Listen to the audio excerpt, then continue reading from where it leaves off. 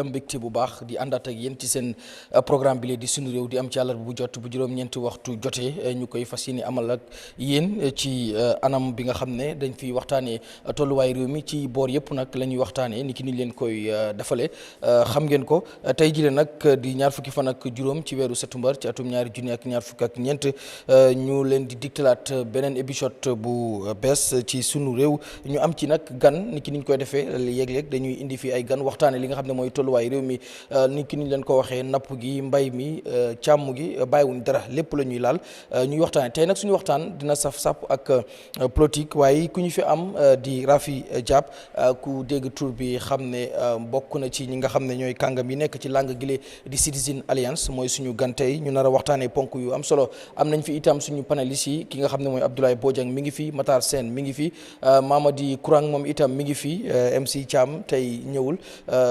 dafa jàpp moom ak Sirifo Sonko yëpp su ko defee rek ni ki niñ koy defee itam jukkil leen ponk yi nga xam ne moom lañu nas tey fas yéene ko waxtaanee dinañ dugg ci Citizen Alliance ndax xam ngeen ne Citizen Alliance langue la goo xam ne ni ki langue yëpp NPP UDP nii ñu langue yi nekkee ci réew mi te itam xam ngeen ku ko jiitee wala ku nekk ci bopp bi di docteur Ismaïla Cissé ak ñu ci àndal tey ñu am kenn ci ñoo xam ne ku fës la ci langue googu muy Citizen Alliance moom mooy suñu gan dinañ waxtaan ak moom ci lu jëm itam ci draft constitution bi ban taxawaay la ci langam googi di Citizen Alliance am waaye itam moom ci boppam jëmi boppam as a citizen nan la gisee li nga xam ne mooy draft constitution bi lee ndax draft constitution bu 2020 bi am na gis-gis wala taxawaay boo xam ne Citizen Alliance amoon na ko ci loolu itam dinañ ci dikkaat ginnaaw loolu itam lenn li nga xam ne nas nañ ko fi ngir waxtaanee ko ndax umpule woo leen ni ki nga xam ne mooy jëwriñ di ñu dénk wàllu koppar ak koom ci réew mi muy ministre of finance and economic di CDM Keita mi ngi woon ci ngombalaan gi maanaam ca pencum ndawi réew mi muy National Assembly ci ba mu leen doon xibaar ne leen ne lu toll li borub li nga xam ne mooy réew mi li nekk ci ndoddu réew mi ci borub yegg na ba ci téeméeri tamdaret ak fukk maanaam 110 billion dalasi yoo xam ne réew mi mu ngi ko yore ci bor wax na nag it is sustainable loolu itam dinañ ci waxtaanee ku ci mel ni Kourang mi ngi fi Makom la maanaam économiste la waaye moom mi nga xam ne mooy suñu gan gi itam daañu waxtaanee ak loolu ci itam loolu it daañu waxtaanee li nga xam ne mooy tolluwaay réew mi ci wàllu politique des nañu ko laal am na itam ñaari ponk yoo xam ne dinañ ci dugg muy comment section bi bokk na ci lu jëm ci wàllu Talib Ahmed Bensouda ci li ñuy coow ci ne dafa bëgg a doon ab lawaax moom nag daal dina ci addu loolu dinañ ci dikk ak itam NPP li ñu doon ruumandaat ne njiiti réew mi Adama Barrow dafa tànn Mohamed Dia ngir mu wuutu ko ci langue gi loolu itam weddi gi ci NPP weddi loolu dinañ ci dikk waxtaan ci yii daal lañ nas ngir nocc ko ci kanam bu ci xajee dinañ ubbi bu mu jokkoo ngir yéen ñu ñuy seetaan ak foo leen ñu mën a seetaane itam ngir ngeen mën a daal di dugg joxe seen xalaat ci mbir moomee waaye ku am gan ñu ñeele mbaa nga ñeete damay daal di nuyu suñu gan gi RAFFIE Diab laata may nuyoo ñi nga xam ne ñooy suñu panélistes yi nga xam ne programme bi man ak ñoom ñoo ko bokk RAFFIE Diab ñi ngi lay nuyu am nañ nag mbégte bu yaatu tey jii feggoog yow ci suñu réew nga doon suñu gan. nuyoo bi kontaan naa si Matar Mr Kourang ak yow te maa ngi also tam nuyu viewers yi askan wi muy nekk di seetaan and thank you for having me.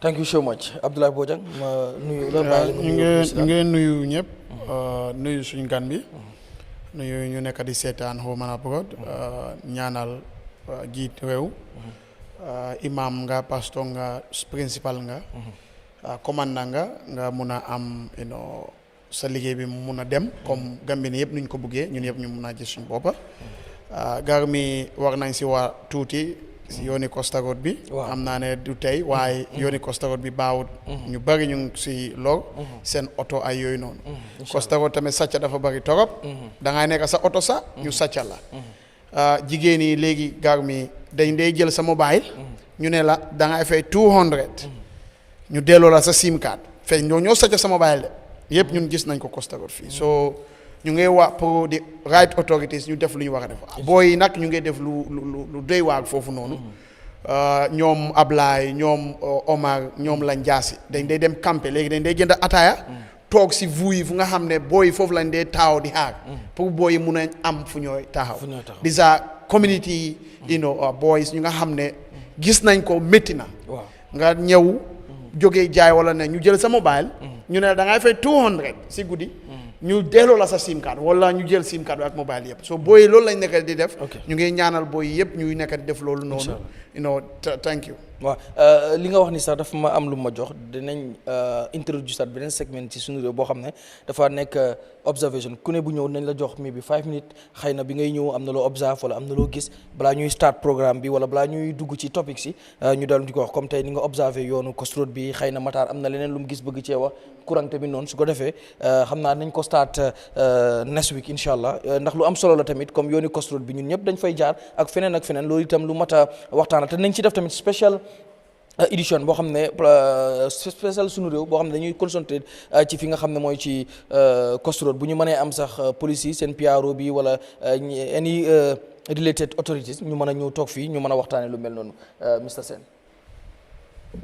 waaw jërëjëf asalaamaaleykum Gambia maa ngi nuyu ñëpp di gërëm ñëpp di sant ñëpp di am mbégte ak kontaante rek si teewaay bi ñu teewaat si suñu programme suñu réew na banko waxtaan la boo xam ne dañ ko def rek pour waxtaanee lan mooy xew si réew mi ñu ngi nuyu caméraman yi nekk fii yëpp technicien si fi nekk management ak staff bu Eyeafrica TV nuyu nañ leen gërëm leen sant leen di nuyu suñ broda tam RAFFIE di ko dalal si programme bi di ko wax rek ne ñun ñëpp ñoo nekk si réew mi te lépp lu yóbbu réew mi ñun ñëpp si lañ nekk di ko waxtaanee.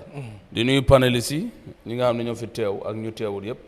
gar mi nuyu la di wax asalaamaaleykum wa rahmatullah. jërëjëf ngoog Mr Kurang ma nuyu la rek bàyyi la yow tamit nga nuyoo. asalaamaaleykum wa rahmatullahi taala wa barakaatu jërëjëf Karmi di la nuyu di nuyu suñ déglukat yi yëpp si Gambie ak li ko wóor ñi ko follow tam si internet bi di leen nuyu. suñ gan bi RAFFIE di ko welcome moom nekk na ko koo xam ne is very happy pour ñu am ko fii parce que xam nañ ne he is very opinionated tey do they hold back his opinion I follow him a number of times so xam naa ne he is welcome you know and thank you very much. mi ngoog so dañuy ñëw ci moom straight suñu gan gi ni ko duñ koy defee rek amul yàggal yaa ngi bokk Citizen Alliance te amoon na jamono 2020 ñu yóbbu woon li nga xam ne mooy draft constitution bi nga xam ne CRRC ñoo ko tabaxoon ànd ceeg réew mi wër fépp ñu indi woon ko boobu ñu reject ko gis nañ taxawaay bi nga xam ne moom la ci CA amoon draft constitution bu 2020 bi itam ñu gazette ko government bi gazette ko yébaane ko ci ñu ko yébaane sax fi ñu ko jàllalee ki nga xam ne mooy njiital Citizen Alliance ci boppam moom moo nekk léegi Minister of Information moom ci boppam wala si office am ñoo publish boobule gazetting on the 14th of August so ñu bëgg la laaj first of all ban jàngat nga ciy def yow force as a person wala as a citizen waaye tamit ban taxawaay la ci sa parti bi am Citizen Alliance balaa ñuy ñëw ci suñu panélistes yi ndax ñoom soo waxee ba pare si la ñu doog a mën a ñëw nag analyse yow sa wax ji wala seen yeneen kii wax. waaw man maa currently chairman of the Citizens Alliance. ok good so man suma xalaat si constitution bi mooy ne dafa nekk document boo xam ne lu doo mën a buggal lépp lu fa nekk ndaxte loolu dafa impossible ndaxte man su ma jëlee loo xam ne lépp laa bugga ma def constitution bi Matar am na yoo xam ne man bugga naa ko boo xam ne moom du ko bugga keneen tam muy loolu so man dafa am kii things su si nekk yoo xam ne yooyu laa buggoon mu nekk si constitution bi mooy lan term limits for the president man I strongly believe in that mu ngi fa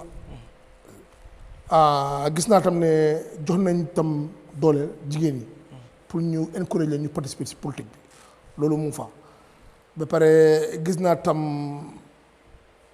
yeneen yoo xam ne tam d'accord naa si so man si wàllum on that aspect man bugg naa pour ñu am constitution bi mun a dem trop ndaxte bu ñu amee foofu right now nii suñ ko waree continuer dafa mel ni constitution bi Jammeh bi moo fay nekkaat rek te yow xam nga ne spend nañ millions of dollars pour ne ñu am bu ees ndaxte bu ñun ñëpp d'accord dañ bu fi nekka ba léegi boobu noonu arrangé wuñu so man on that basis support naa ko because at least few basic things yoo xam ne moom laa bugga is there leneen mun nañoo législate parlement suñ demee ba nga xam ne gis nañ ne lii dafa dañ soxla dara loolu mooy njëriñ yi ñu am National Assembly because dëkk mun naa dem ba tollu benn stage boo xam ne dafa bëgg a changer dara ñu yóbbu ko su National Assembly ñu debate ñu passe loi pour loolu changer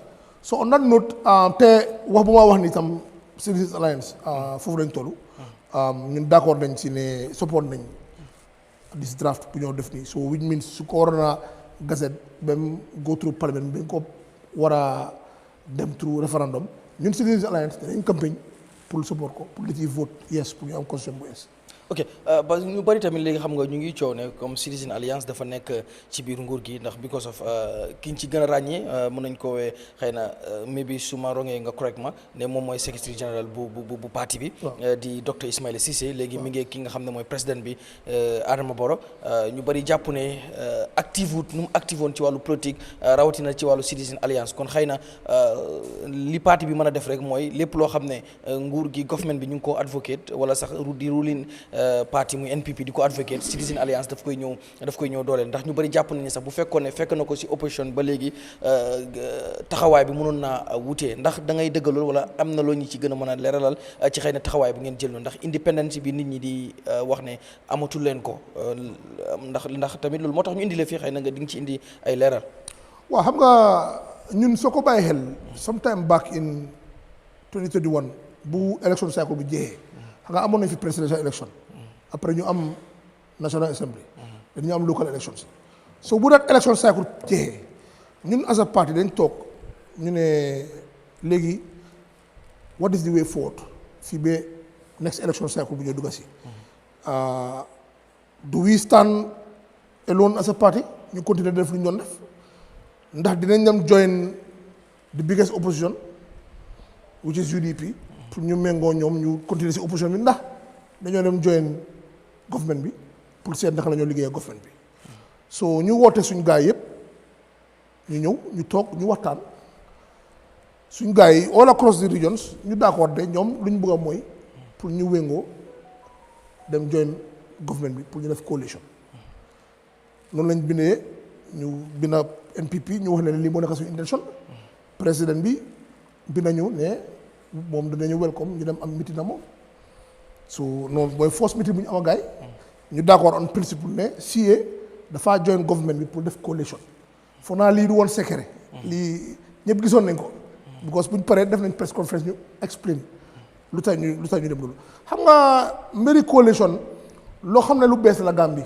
waaye lu is very normal in other countries mooy nga am sa parti booba yow nga am sa parti booba nga nekk si government bi ngeen dem ngeen def coalition ngeen liggéey soo leen liggéeyee nag coalition mun naa dem ba stage boo xam ne xëy na you don't see eye to eye anymore ku nekk demal sa place loolu is normal waaye fii dafa mel ni suñu defee loolu rek dafa mel ni loolu c'est big problème soo ñun defoon nañ lii soo da ngaa gis ne buñ demee ba foofu loolu ba balaa ñoo def docteur Cissé ministre ñu noonu liggéey NPP dañoo am programme ñu invite ñu dem foofu noonu campagne yi lifin bi mayoral bi ñu noonu actively campagne pour NPP candidate si soo lii nekkul loo xam ne dañ ko def si secret wala dañ yaa ine coalition te soo nekkee si coalition tamit moom mi ne da ngaa d'accord ak government li ñoo def soo demee nag da nga si coalition bi nga xam ne government def nañ ñoo xam ne yow d'accord loo si den su la neexee mun ngaa toog ne yow génn nga si coalition bi waaye as of today we are part of the coalition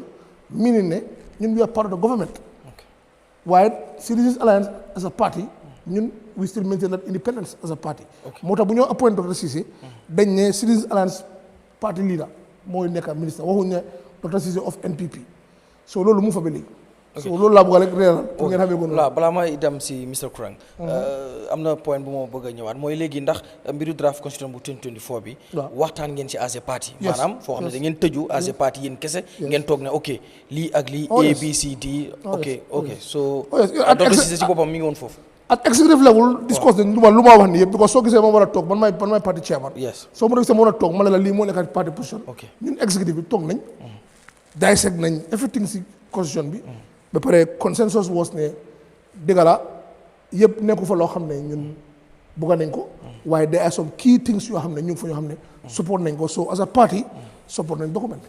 ok dinaa dellusiwaat si yow xëy na dina am leen lu ma lay laaj waaye damay dem straight to Mr Kurang Mr Kurang gis nga tey ñu ngi am chairman ci parti bii di Citizen Alliance muy RAFFIE DIAB dégg nga kàddu yi nga xam ne yëkkati na ko ci position bi nga xam ne CA am na ko muy Citizen Alliance mooy ñoom ñu ngi support li nga xam ne mooy this draft constitution pour mu jàlla ndax ñoom jàpp nañ ne donte que bëgguñ yëpp waaye am na yoo xam ne yu bari yoo xam ne soxla nañ ko ci constitution mi ngi foofu so nan ngay analyser kàddu yi ak tamit bu fekkee yaa xam sax booy analyse nan ngay analyser so jox naa la kàddu gi.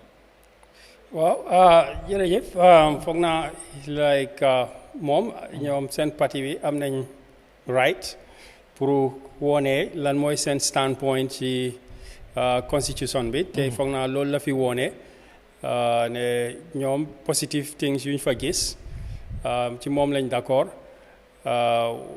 waxangut like yenn points yoo xam ne gars yi d'accord uñ si. waaw dinañ ñëw si yooyu xam naa dinañ ñëw si yooyu. waaw thank you. wante mention na very important point mooy term limit bi ak lan wax na term limit bi. ak women's rights. they are very fundamental. of course ba tey xicco bi mu ngi fa term limit bi retroactive bi yooyu noonu. ba pare tam affaire yi.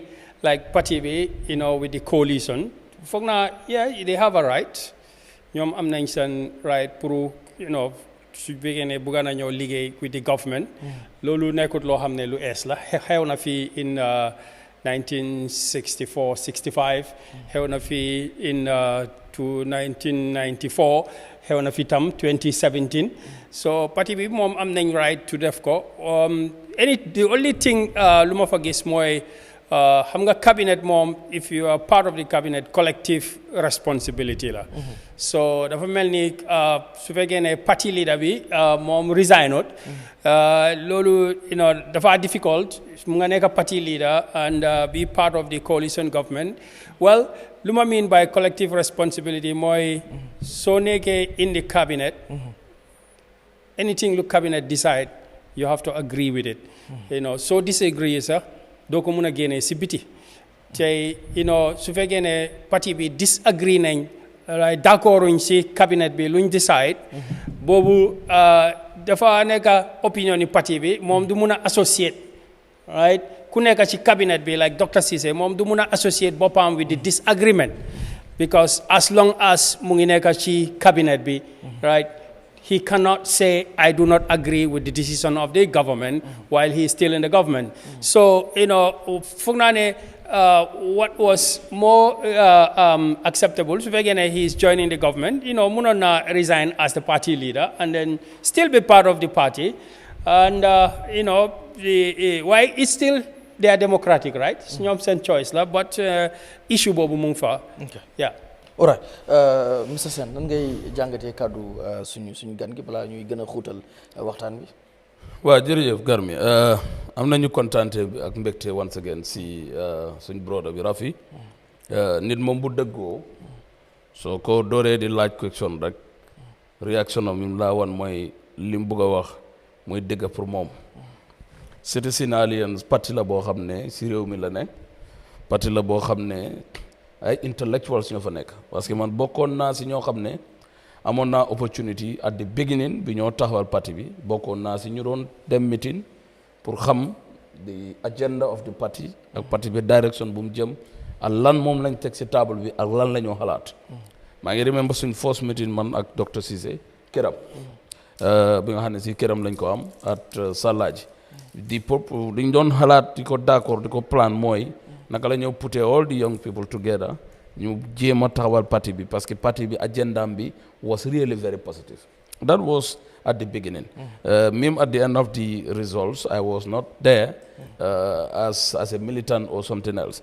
Kon su parti boobu ku mel ni RAFFIE ku mel ni Dr. Cissé fu ñoom Fatim Badji that other Badji that was the chairman before and ay intellectuals ñoo xam ne xàmme naa leen fa gis leen fa time boobu ñu loolu amoon na signal bu mu doon wane ne parti bi parti la boo xam ne pare nañ pour ñëw li Gambien si bëggoon si weccee ko pour ñu indi ko bu ñu demee nag ba gis ne nekk nañ si opposition ñun 2019 lañ génn ñun as a team mooy team Bakary ñu go and endorse the national development plan of the president in 2019 time boobu nag lañ am a little bit distraction wala xaajoo suñ diggante ñun ak parti bi waaye parti bu ma respect la parti la boo xam ne ñi fa nekk yëpp ay suma brother lañ suma ay xarit lañ suñ demee ba gisal seen boppa nag ne is high time ñoom ñu ngi toog fële they were trying to make changes and criticize the system that is in place pour ñu mun a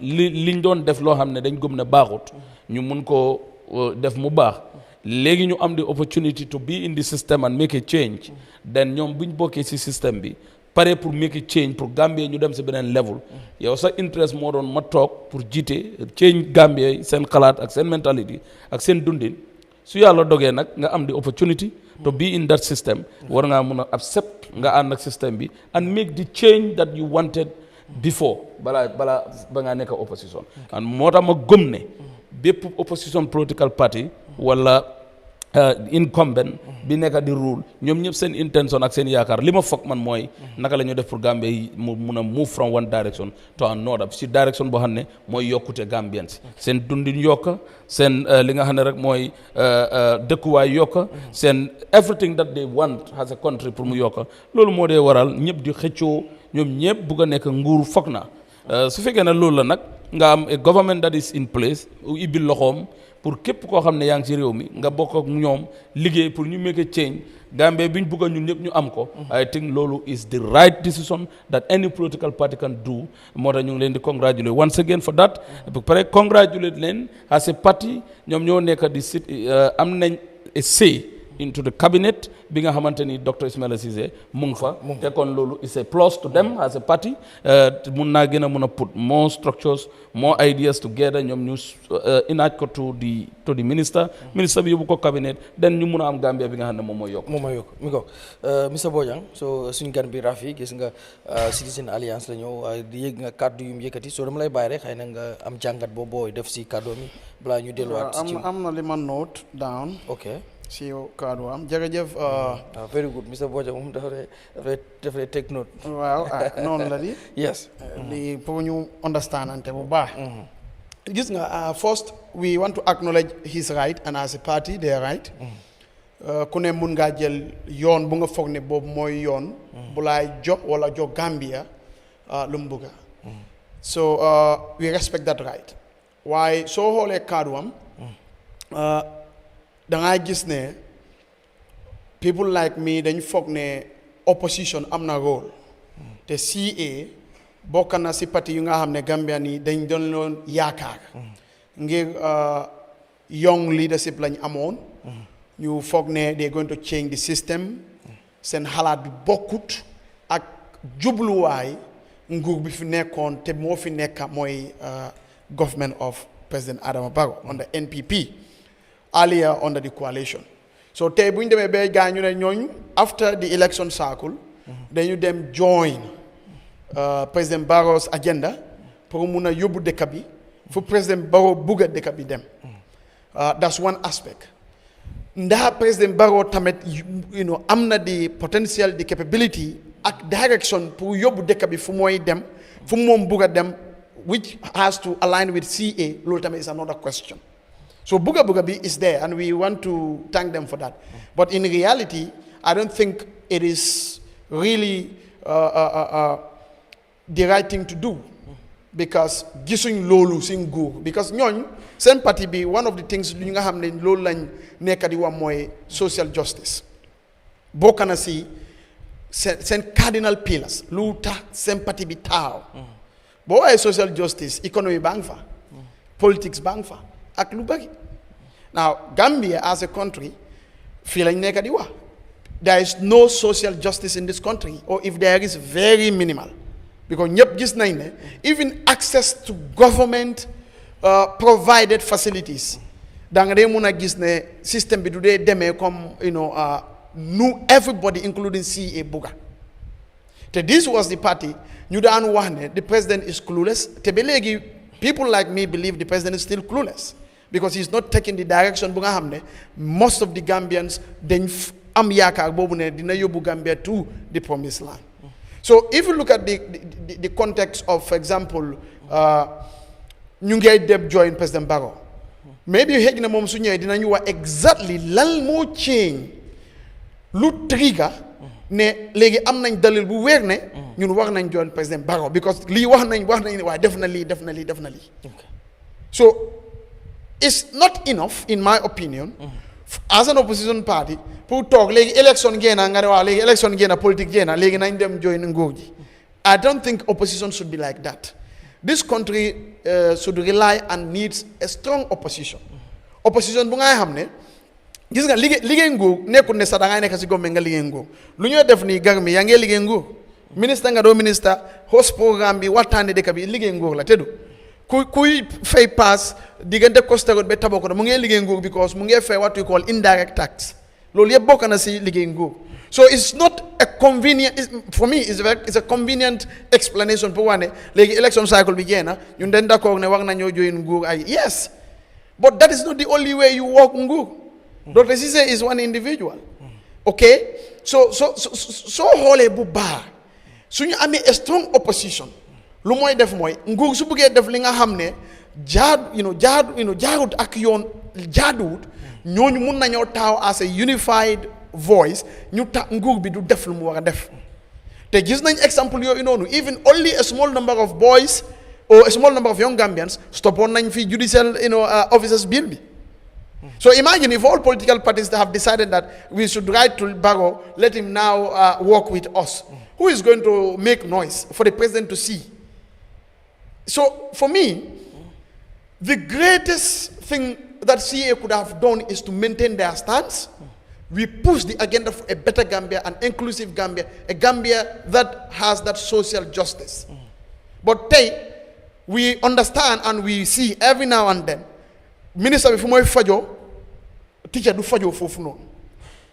Kenen Fumoy Fajo, te lila Dr. Sisa Dinanwa. A loptan buko ek amut. Dangay dem loptan kuran sa dafa dem ni. That is not social justice. Wa ma fi fu nga xamne minister dafa dem si loptan, ñu koy topato wala jabaram kuran bi dem. So that social justice bu nga xam ne boobu lañ nekk di campagnal boobu loolu nekk di wax man gisuma benn change si loolu noonu te ma foogoon ne they would make more impact te parti bi future am daf daan gën a bright su ne toog nañ ñu nekk si opposition di joxe idea di wax di dimbale nguur bi ak askan bi si wàllum xel xalaat ak ubbi bot that is very important all right. That is very important. No. Okay. Man party la support. No, mom is a panelist here. Okay. Yeah. I'm not party who support. Well, but they are all panelists. Kurang is I see them as I'm not party who support. Okay. Now talk. Yes. Keep UDP la. Dimo heading. I'm not UDP. Okay, he will respond you. No, he's I think he's said his point. So let's move on. Yeah. Because we're not going to repeat like social justice. So let's move on. No, after you, you will have time to respond to. I think he's already made his point. No, hanga dafa am time. Okay, no. Still now time. What is my point? No, just continue, Mr. Bojack. No, it's fine. Because you're going to over. Yeah. You're going to go over. So I'm saying, what is my point then? You understood? Or your MPP. That's your point, right? That's the whole point, is it? Yeah, that's the bottom line. No, allow me. That's it. That's the bottom line. Allow him to. Why hurry up and land so that I can answer? Right. You guys are you just have 1 minute to all right, go on. Finish. Yeah. Mr. Bojack, just finish up. What happened? No. Okay, it's fine.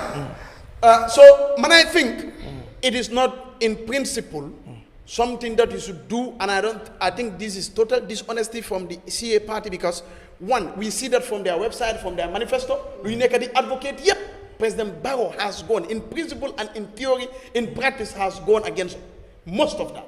So there was no sense for anyone to join President Barrow's camp.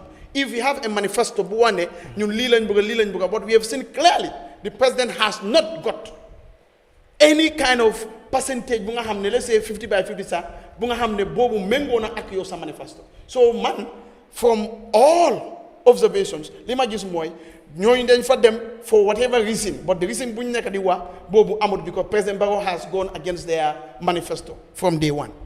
Okay, thank you. And let me answer, man, UDP. Here, I come here as a Gambian.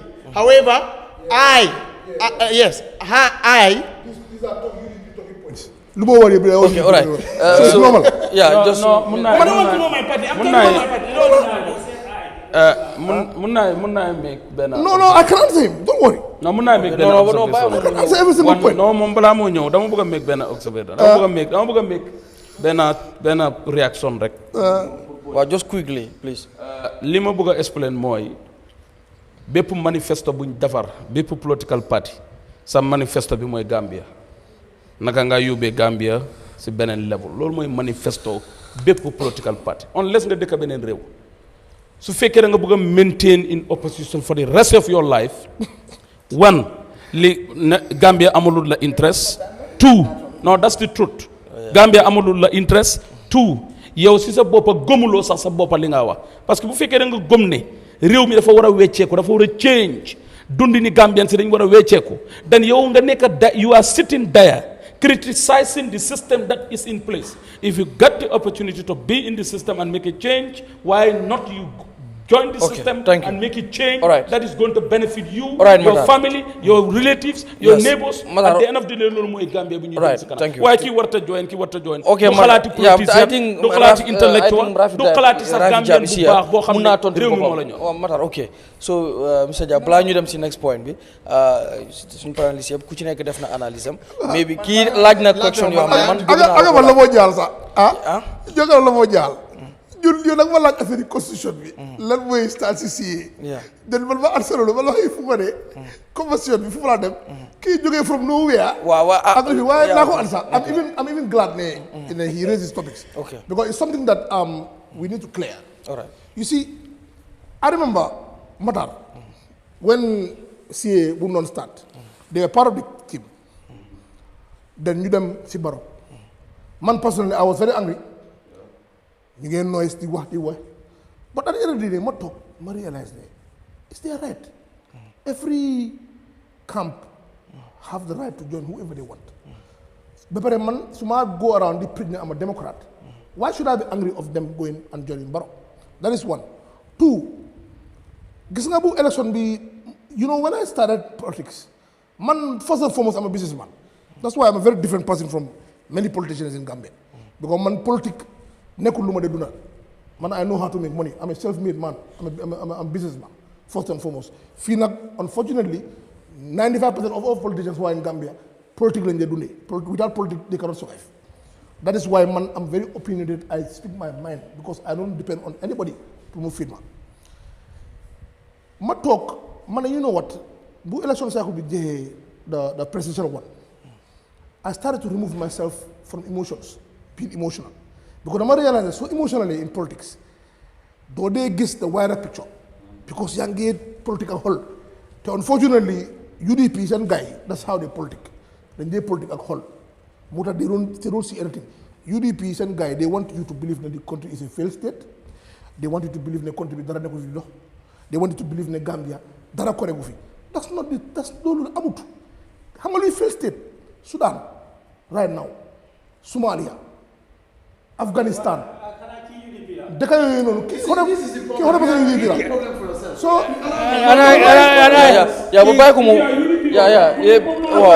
okay. So, how much point am I with them? Why did I not? You are not to alliance. You don't No,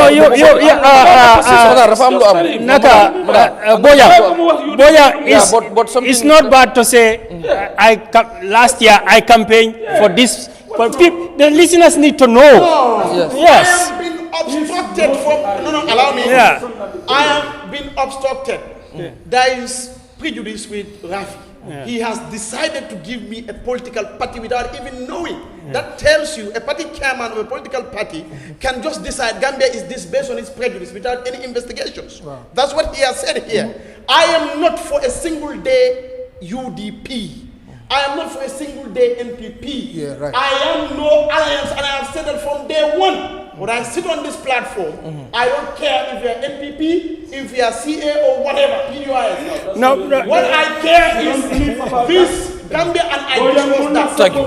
Now that is the truth. All right. Rafi, for your information, don't attack UDP. If you have any issues with opposition, that's not the truth. Go and attack UDP. I am not UDP. Okay. You always want to be an opposition, and that's your stand. Don't say you don't care anymore. Let him say the truth. The truth is, you are an opposition. You never support government. You don't want who said I'm not an opposition? Did I say that here? No. You said you don't care NPP or UDP or any other party. That's the fact. Okay, Mr. You never care for the ruling party. Say you are an opposition. All right. Simple. Okay. Okay. For your information, he is not a member of. Yeah, but no, honestly, right. I don't cut you. Now let's make this clear. Okay. Well, but let me. For the platform to be easier. Okay. Wow, you should know for your chairman, no, let's be fair to one another. Yes. Yow dang ma jow ñepp dañu wax interrupt ma kenn comment ma ci kenn because xam naa comment section daf day ñëw. You are right. Matar mu jom comment section jotul de man pagaaguma sax man dama laaj that's true. man dama laaj ma noppi that's true. dama laaj amal ma bi nga ne Rafi you are right. Okay. fekke man jeexal bale ma jeexal su ne bëgg ngeen loolu. All right. Otherwise kuma interrupt dinaa la interrupt. Very good. Yes. We have a way we do things here. No problem. Mr. No, buy madam si mom. Dina ñëwaat ci Mr. Bojang. Yeah, ma may ko mu. No, Garmi. Buy ko mu clarify his political standpoint of view. No, dara I say. Sorry, I'm sorry. Yeah. Okay, Mr. Bojang. It's important. For the record again. All right, continue. For the record. But you have 2 minutes, right? No alliance. Abdoulaye Bojang, Bobola they support when it comes to the APRC factions. APRC factions. From day one. That is it. Everybody knows that. Even Fabaka Tomonjara knows that. Yahya Jammeh. Huh? Yahya Jammeh. Man, do Yahya Jammeh parce que yow do Yahya Jammeh la. No, man, Yahya Jammeh. No, tell me which one do you support? But I'm not Yahya Jammeh.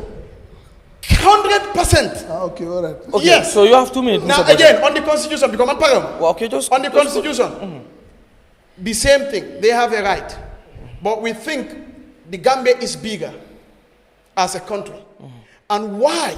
I think CA is actually downplaying their own principle is you talking about democracy. If you're talking about democracy, we have a system and how things go. Okay. If there was a constitution that was built in 2020, a draft, and it was sent to the president, before you come with a new draft of 2024 that has not gone through the normal procedure, the actual thing would have been, you are saying about legislation, people can legislate. That's what my brother had been saying. What was wrong? Khalifa said it. What was wrong with using the powers of parliament to make sure we get a constitution without that? So today you are telling us that excuse? That is not an excuse. And that is not what we expect. Okay. So as far as the constitution is concerned, I maintain my standpoint, and that is the constitution of the Gambia that should have gone to the parliament or negotiations be done for it to be reintroduced is the one that has the wider consensus. It is the 2020 draft. Also, misleading information that manifesto means Gambia is not. Manifesto is not Gambia. Gambia has a constitution, and that is Gambia. Manifesto is not a constitution. Misleading the public is not. Thank you. Manifesto is. You see, going to work on. Just continue. Your manifesto. You're talking about Gambia. Are you talking about Sierra Leone or Senegal? Your manifesto. Manifesto. Mr. Bojang, sorry. To be honest with you, it's okay. Nit suy wax da nga wara deglu mo wax ba pare even fekke lu muy wax neexul la xaral bam pare so beugé tontu ñu may la nga tontu it's fine for the benefit of ñi nga xam ñu gëss yeah but anyway bay ko mu wax believe lo nit ñi lo xamne yow lolu is not realistic. Continue. Manifesto is not nga Daniel fofu yow. Yes, manifesto is the party's agenda. All right. So it does not mean so I mean manifesto, it simply means it is Gambia. Okay. So lolu na leer. That's clear. Okay. Mr. Diab, so mun nga ñëwaat ci point yi nga nekkoon am na yoo xam ne daf la laajaale question boo xam ne dama la ko bëggoon laajaale ndax gisoon nañ seen parti lii de moo waxoon ne Barrow is clueless lan moo change ci diggante bi ba tax na xëy na si gis ne Barrow léegi mi ngi si right direction wala seen kiiw parti méngoo na ak NPP wala méngoo na ak nguurug Adama Barrow bi mais bi dina am point yow bëgg a ñëwaat bi foo nga ñëw si question boobu mën nga koo mujjee balaa ñu dem ndax am na beneen point bu ñu bëgg a laal tamit tey. ok xam nga politics dafa utee activism politics dafa utee politics is politics. ok Barrow even he himself buñ ko électé bu ñu ko électé bala nga ko doon propose pour mu taaw nekk président waxoon na la ne moom xamut so 100 days into his administration that time mun nga argue ne he didn't know what he was doing but today Barrow today and the 100 days bu moo take over is very different lu mu bon am na experience he's been there for how many years as a president so gis nga suñu war a toog fii ne dañoo wax ne da nga wax lii on somebody so léegi because of wax nga loolu doo nekkaat ak waa ji loolu man to me loolu as a politician loolu moo gën a nekk lu am sens da lu ma xalaat fii gis nañ fi all over the world ana American elections bi buy happen bu yàggul election bu nekk happen right now nii Nikki Haley amul lu mu waxut about Trump bu gaa di campagne tey anam du ma ngi di campagne ak Trump ana JD Vance koo xam ne moo war a nekk Trump's vice president candidate koo xam ne su Trump war a nekk président moom war a nekk number 2 ko gënoon xam nga lan la Trump Hitler tey moom moo nekk his vice president candidate soo gis nga fi politique suñ toogee fii di wax ne just because da nga criticiser nit ki doesn't mean ne yow waruloo liggéey nit ki man loolu I don't find it sense because man lu ma xalaat mooy comme Matar lu mu wax parti yëpp seen aim mooy pour ñu gis dëkk bi dem kanam so sometimes you have to put your egos you have to put emotions aside nga xool dëkk bi su ne da nga bëgg a liggéey dëkk bi so man there are two schools of thought as an opposition in my opinion one is every dëkk la dafa need a vibrant opposition because tam nguur kenn du ko bàyyi noonu muy def lu ko neex te kenn du ko oppose so on that note da nga need an opposition boo xam ne mooy keep di nguur in check su ko defee su nguur bi defee loo xam ne bëggu ko yéen ngeen ñëw ngeen taxaw wax ñun si we have been doing that every time every month dañoo oote press conference ñu wax everything loo xam ne mu ngi happen si nguur bi ba pare ñu joxe solutions because man loolu rek moo nekkoon suma idea of opposition opposition doo criticize rek waaye da ngaa criticize ba pare nga joxe alternative of yow lan nga foog ne soo fa yow lan nga foog ne mooy the way of doing it that is one bu ñu defee loolu ba pare after nañ gis ne impact bu ñu doon am bariwut da ngaa noise social media bi wax fii plus dara du yàqu another school of thought mooy dañ toog ñu xool ne ok ñun CA am nañ all these programs and agendas that we want to implement te gis nga suñ coalition bi buñ koo form xel nekkul ne dañoo dem join government ñu nekk si government bi de comme nekk ministre loolu ñun suñ boppa ñu fa nekk kenn mësul am that agenda suñ agenda was ne suñ manifesto bi it had a lot of good policies that are there ba pare we accepted the fact that whether we like it or not président bi mooy nekk président ba 2026 moo fay rule Gambien yaa ko jox daan mandate so what do we take these policies and just keep it to ourselves and just wait till the 2026 or do we take these policies suñu amee opportunity pour present ko to the government ñu mun a am a task force boo xam ne mun nañoo sit together ñu xool how to implement these policies for this country to move forward this was our number one objective with all our citizens alliance léegi nag suñu demee ba dem ba président ni fil ne léegi dafa bëgg a jël benn of our members mu def ko si cabinet bi lan moo gën loolu boobu gën a easy because before lu ñu doon def mooy party to party level ñu am task force ñu toog ak gars yi NPP ñu xool how to take our policies su dee policies 10 la sax su dee even one mën nañ koo jox government pour government implement ko man I feel loolu is a great achievement as an opposition su dee for example mën nañoo toog ñu ne ok fii lii la gaa am idea bi on housing ñu toog ak government bi ñu présent la ne lii la ñu implement loolu ba government si am good social housing loolu man I believe ne loolu is a good achievement for CA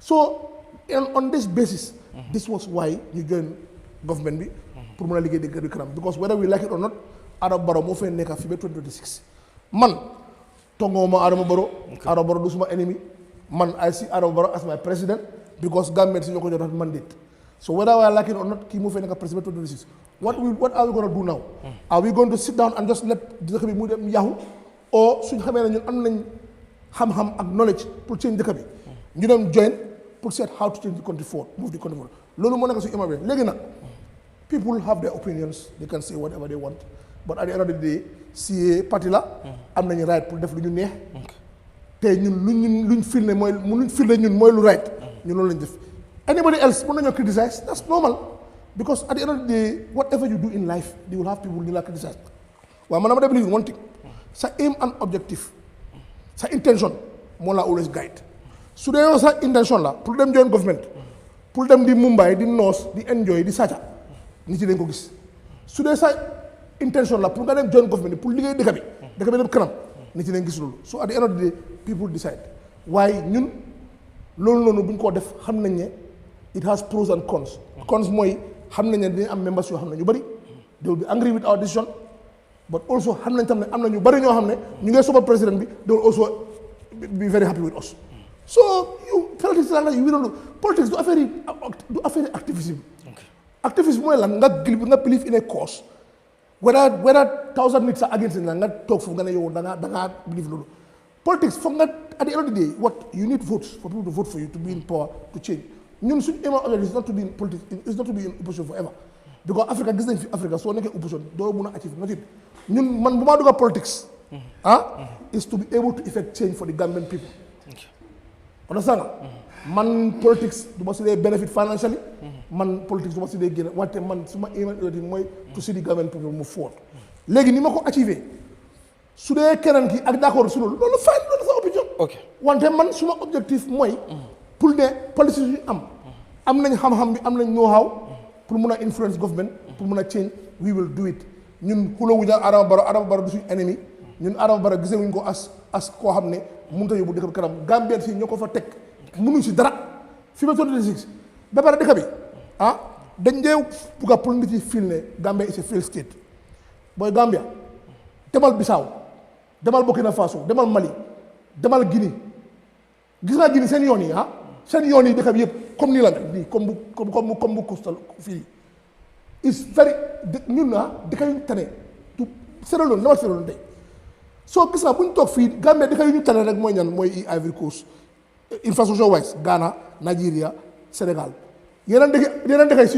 si sub-région bi Gambia dañ leen tere by far today suma electricity supply is much better than it was during Yahya Jammeh man I was here from 2007 I was in Gambia ba right now fii laa dëkka te balaa 2007 98 ba 2007 man England laa dëkkoon waaye every year dama la ñëw fi holiday I remember during Yahya Jammeh dañaa toog léegi 2 days suñu am courant tey loolu amatul Gambia water supply dañaa am ndox man suma doom bi suma 1 month old baby feebaroon na fii last month fan laa ko yóbbu Serekunda hospital foofu leen ko traité and he was in a room boo xam ne pediatric unit bi was having AC and electricity throughout I'm not saying it's perfect but man suma doom bu feebaree dem nañ si private hospital si after fan la ñu rifaatu Serekunda hospital so bu ñu toog fii di wax ne everything is failed dara ne ko di dox things are working in the country Gambia is not a failed state tey soo amoon dara airport baa ngay dox police yaa ngay am law enforcement ñu ngi def seen law enforcement port baa ngay dox banques yaa ngay dox it's not perfect but at least it's not failed it's working so bu ñu toog fii di jéem a wax mel ni ñun dëkk bi dafa dem to the point boo xam ne dafa garaaw ba dara loolu amu fi dëkk bi mu ngay dox inflation is all over the world everybody experience inflation you go to England you go to America everywhere inflation mu fa suñ currency bi ak lu moo bon yëpp moo tane currency yu bëri si sobre jot bi soo gis nga bu ñu toog fii di naan nit yi di wane fii dara doxu fi or whatever ñun suñ intention mooy pour ñu change dëkk bi make it better. am na yu dox bari na lu doxut ñeneen ne si d'accord loolu ñoom ñoo xam waa at the end of the day décision bu ñu make nañ dem tey fii nañ dem tey ñoomi nañ dem fay URA nañ dem fi many places in the country people are very happy with our decision. Others cannot be happy you cannot satisfy everybody it's simple as that. ok Mr Kurang dégg nga Raffie lu mu wax soo ko déggee comme mi ngi mel ne réew mi ngi dox because of mu ngi lay wax ci yu bari am na exemple yu mu la jox so dama lay bàyyi bu nga analyse nga jàngat kàddu yi nga xam ne Mr Diab wax na ko. yeah I mean justify tamit dem bi nga xam ne dem nañ ko join NPP wala government bi. non dafa mel ni affaire si léegi dem na ci politique daal. and then waxoon naa bi ñoo start ne tey dinañ waxtaanee politique 100%. waaw politique bi ñoo start sax xam nga wax naa appreciate naa loolu. you know because mbir mi politique la te am na yu mu wax yoo xam ne mun naa see agree am na yu mu wax ay difa you know because wax na fi ne you know like da ngaa nekk politician opposition doo win te Adama Barrow opposition la winee so xam nañ ne opposition can bring changes so man maa ngi nekk opposition maa ngi still feel hopeful ne yes we can bring change mun nañu génne Adama Barrow and bring a new system in place. Yeah, why, I agree with him also that politics is a practical game, right?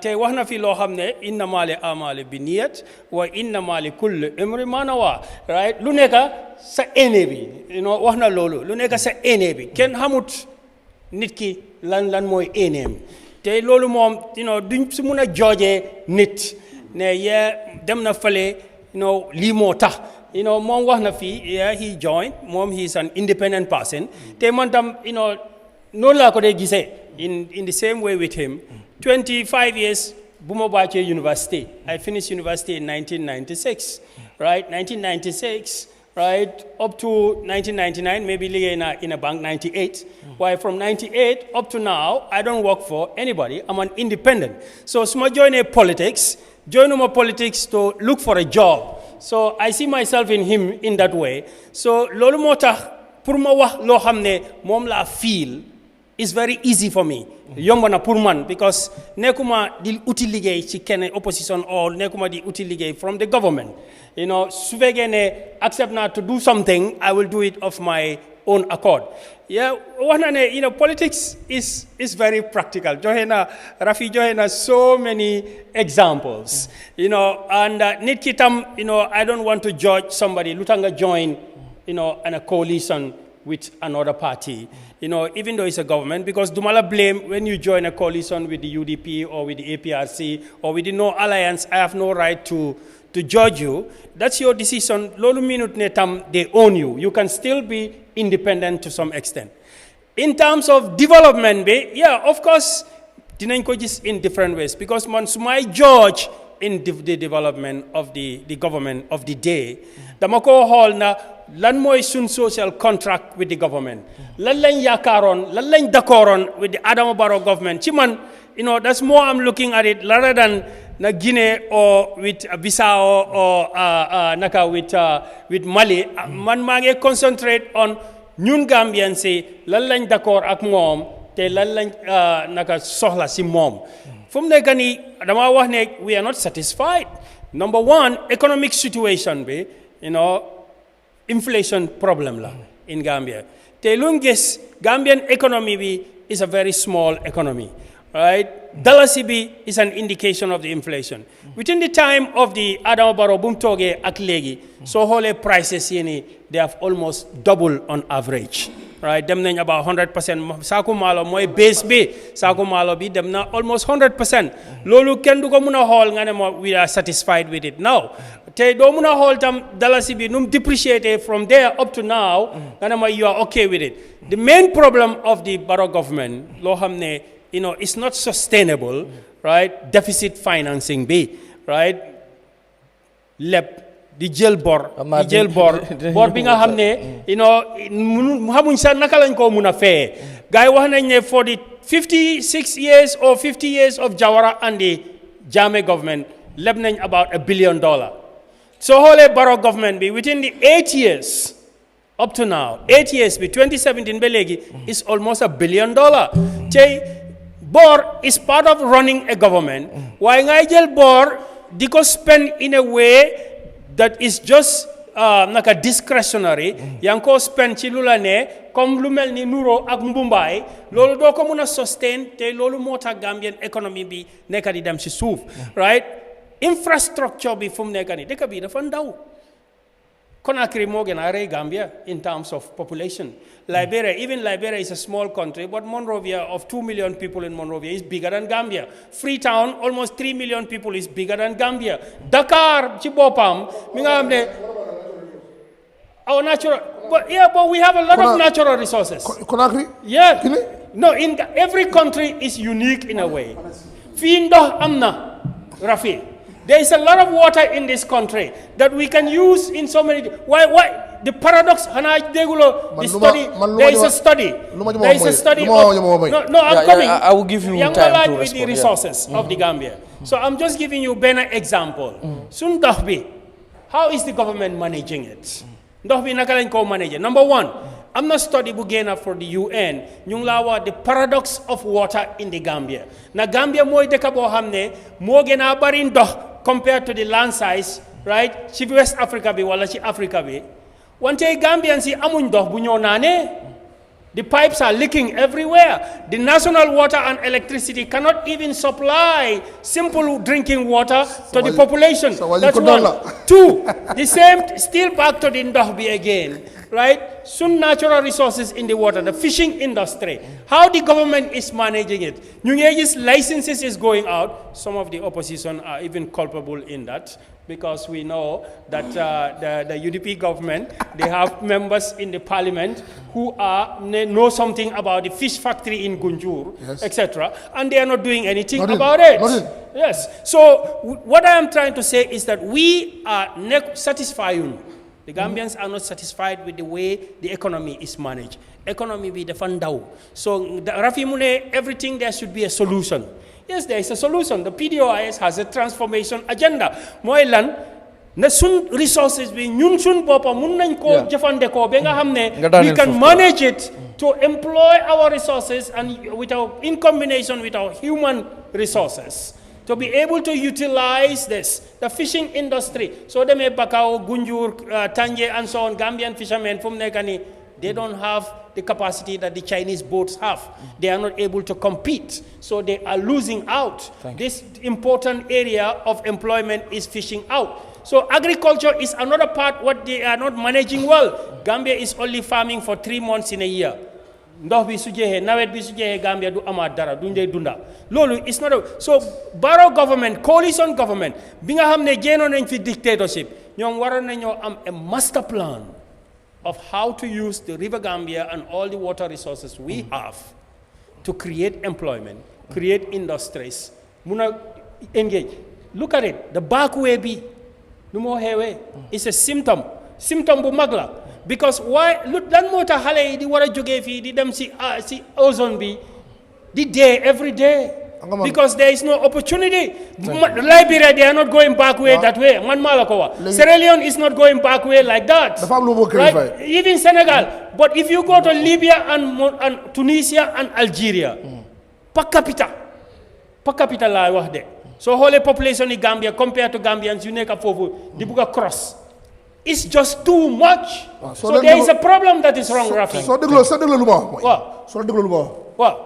Man waxuma ne dëkk bi everything is perfect de. No, I know. Man lu ma wax mooy lu ma dee gis ñu dee try pour paint this country as a failed state. Xam nga soo demee online. That's how this people want to paint the country. No, we are not a failed state. Foofu la nekk agree de. Because man loo wax yëpp I entirely agree. But lu ma wax mooy ñun agaguñ that level as the Gambia is a failed state. We are far from it. Because at the end of the day, we have a functioning country. Okay. But I don't like when people go online and they want to paint this country as a failed state. That is what I'm talking about here. Degala, we are not satisfied with what is going on. 100%. I d'accord everything you said. But what I'm saying is, we are not a failed state. Okay. All right, thank you. Kurang nga wrap up nga jeexal foofu rek. Yeah, so foog naa he has moom gis na suma point. Gambians am nañ right to protest ne the economy is not going in their favor because am na lu bari loo xam ne nekkul di so tey mii nii maa ngi wax affaire justice system. Gambia mooy dëkk boo xam ne di nga dem si court bi di nga nekk di dem si court bi for 3 years 4 years 5 years. Loolu du yóbbu dëkk bi fenn loolu du la mun a indil investment. ku bugg a dugal fi xaalis pour def business du dem parce que su jotee ak Gambian partner bi dinañ nekk di dem court ba kooku xaalisam mi jee mu daw loolu daf dee dawloo investors su fekkee ne Barrow mu ngi New York and China trying to bring investors you got to work on the ground. So I think with the Citizen Alliance dinañ yóbbu those proposals to their partners in the government. Sure. Thank you. Let me come to Bojang Matar. Mr. Bojang, so dégg nga comme lu ñu analyser rek ci réew mi nu mu nekk di doxee comme mi ngi wax ne moom jàpp ne nekkuñ ci waaw xaaral ma man fii la toog ma fële de bu nga wax naka ma la dégg nga nga yu waaw ok. So yes, man noonu laa bindee. When I'm talking. All right. I think let me give a disclaimer. That's fine. So that Maybe people understand. No, it's important. You bari dañ dee foog ne sa dama dee mer. Okay. So naturally, that is how I am. And I request your prayers, Rafi. But naturally, that's how I am. Also being a teacher for 8 years, so that is my nature per se. now, second nature or maybe nature, because that's how I am.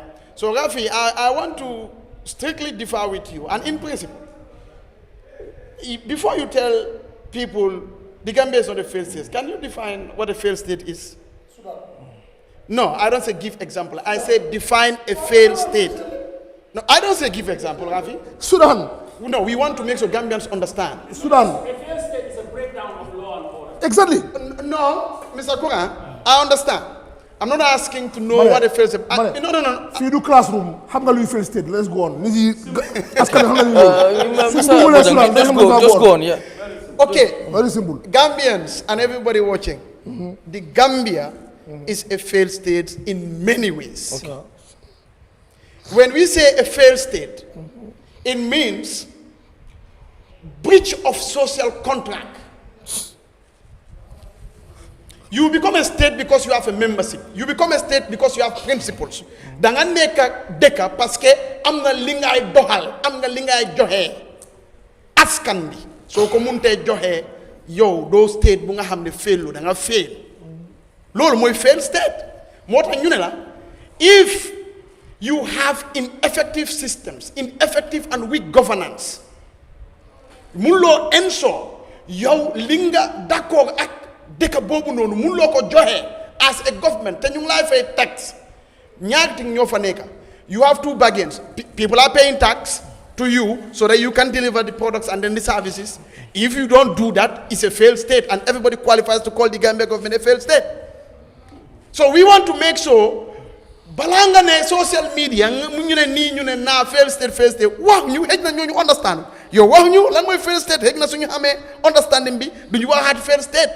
But ñu ngi nii dëkk bu nga xam ne mënut a dundal only the electricity capacity bu nga xam ne is greater Banjul area mënu ko dundal, which is the productive base, because Gambia boo xoolee suñu manufacturing and a lot of the businesses combo fii la, but nguur bi bu nga xam ne is part of energy security mënuñ ko def ba ñu ngi amal dëkk beneen dëkk bu nga xam ne jënuñu si dara. We're talking about billions. That is an example of a failed state.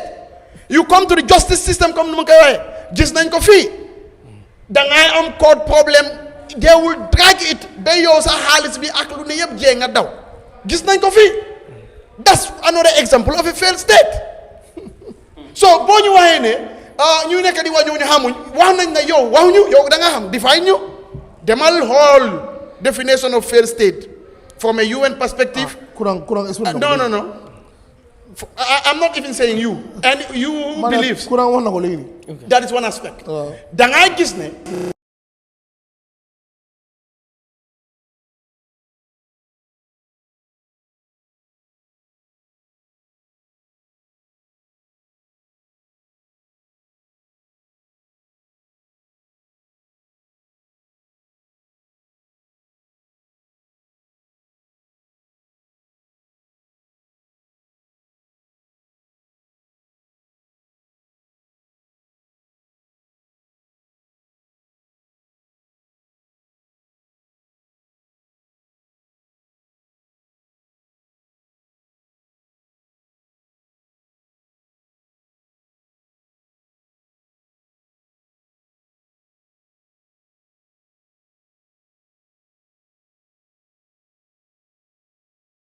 what time am jeex so am na loolu su yooni kenn yeah Mr. Jab, allow him to talk. All right. You don't have to behave like this. No, I'm not shouting. Yes, but if I'm shouting, you can take your chair and go. Mr. Jab, No, I don't say you cannot. Man, I'm a very different politician. So why are you interrupting? Man, I'm a very different politician. Okay, why are you interrupting? Because I'm a chairman, so I cannot talk. So why are you interrupting me? Allow me to learn. I never allow him to learn. But is that your problem? Okay, allow him to learn. Mr. Bojan, just continue. Yeah, just continue. Ridiculous. Yeah, Mr. Well, moom xëy na moom gis-gisam la bàyyi ko rek moom mu wax li mu bëgg a wax after yow di nga am time pour yow tamit nga wax. About what your definition of failed state is. Absolutely. Is the same way I have right to tell Gambians what I believe is the right definition of failed state. Tell them the truth what a failed state is. What you are telling, what you are saying is ridiculous.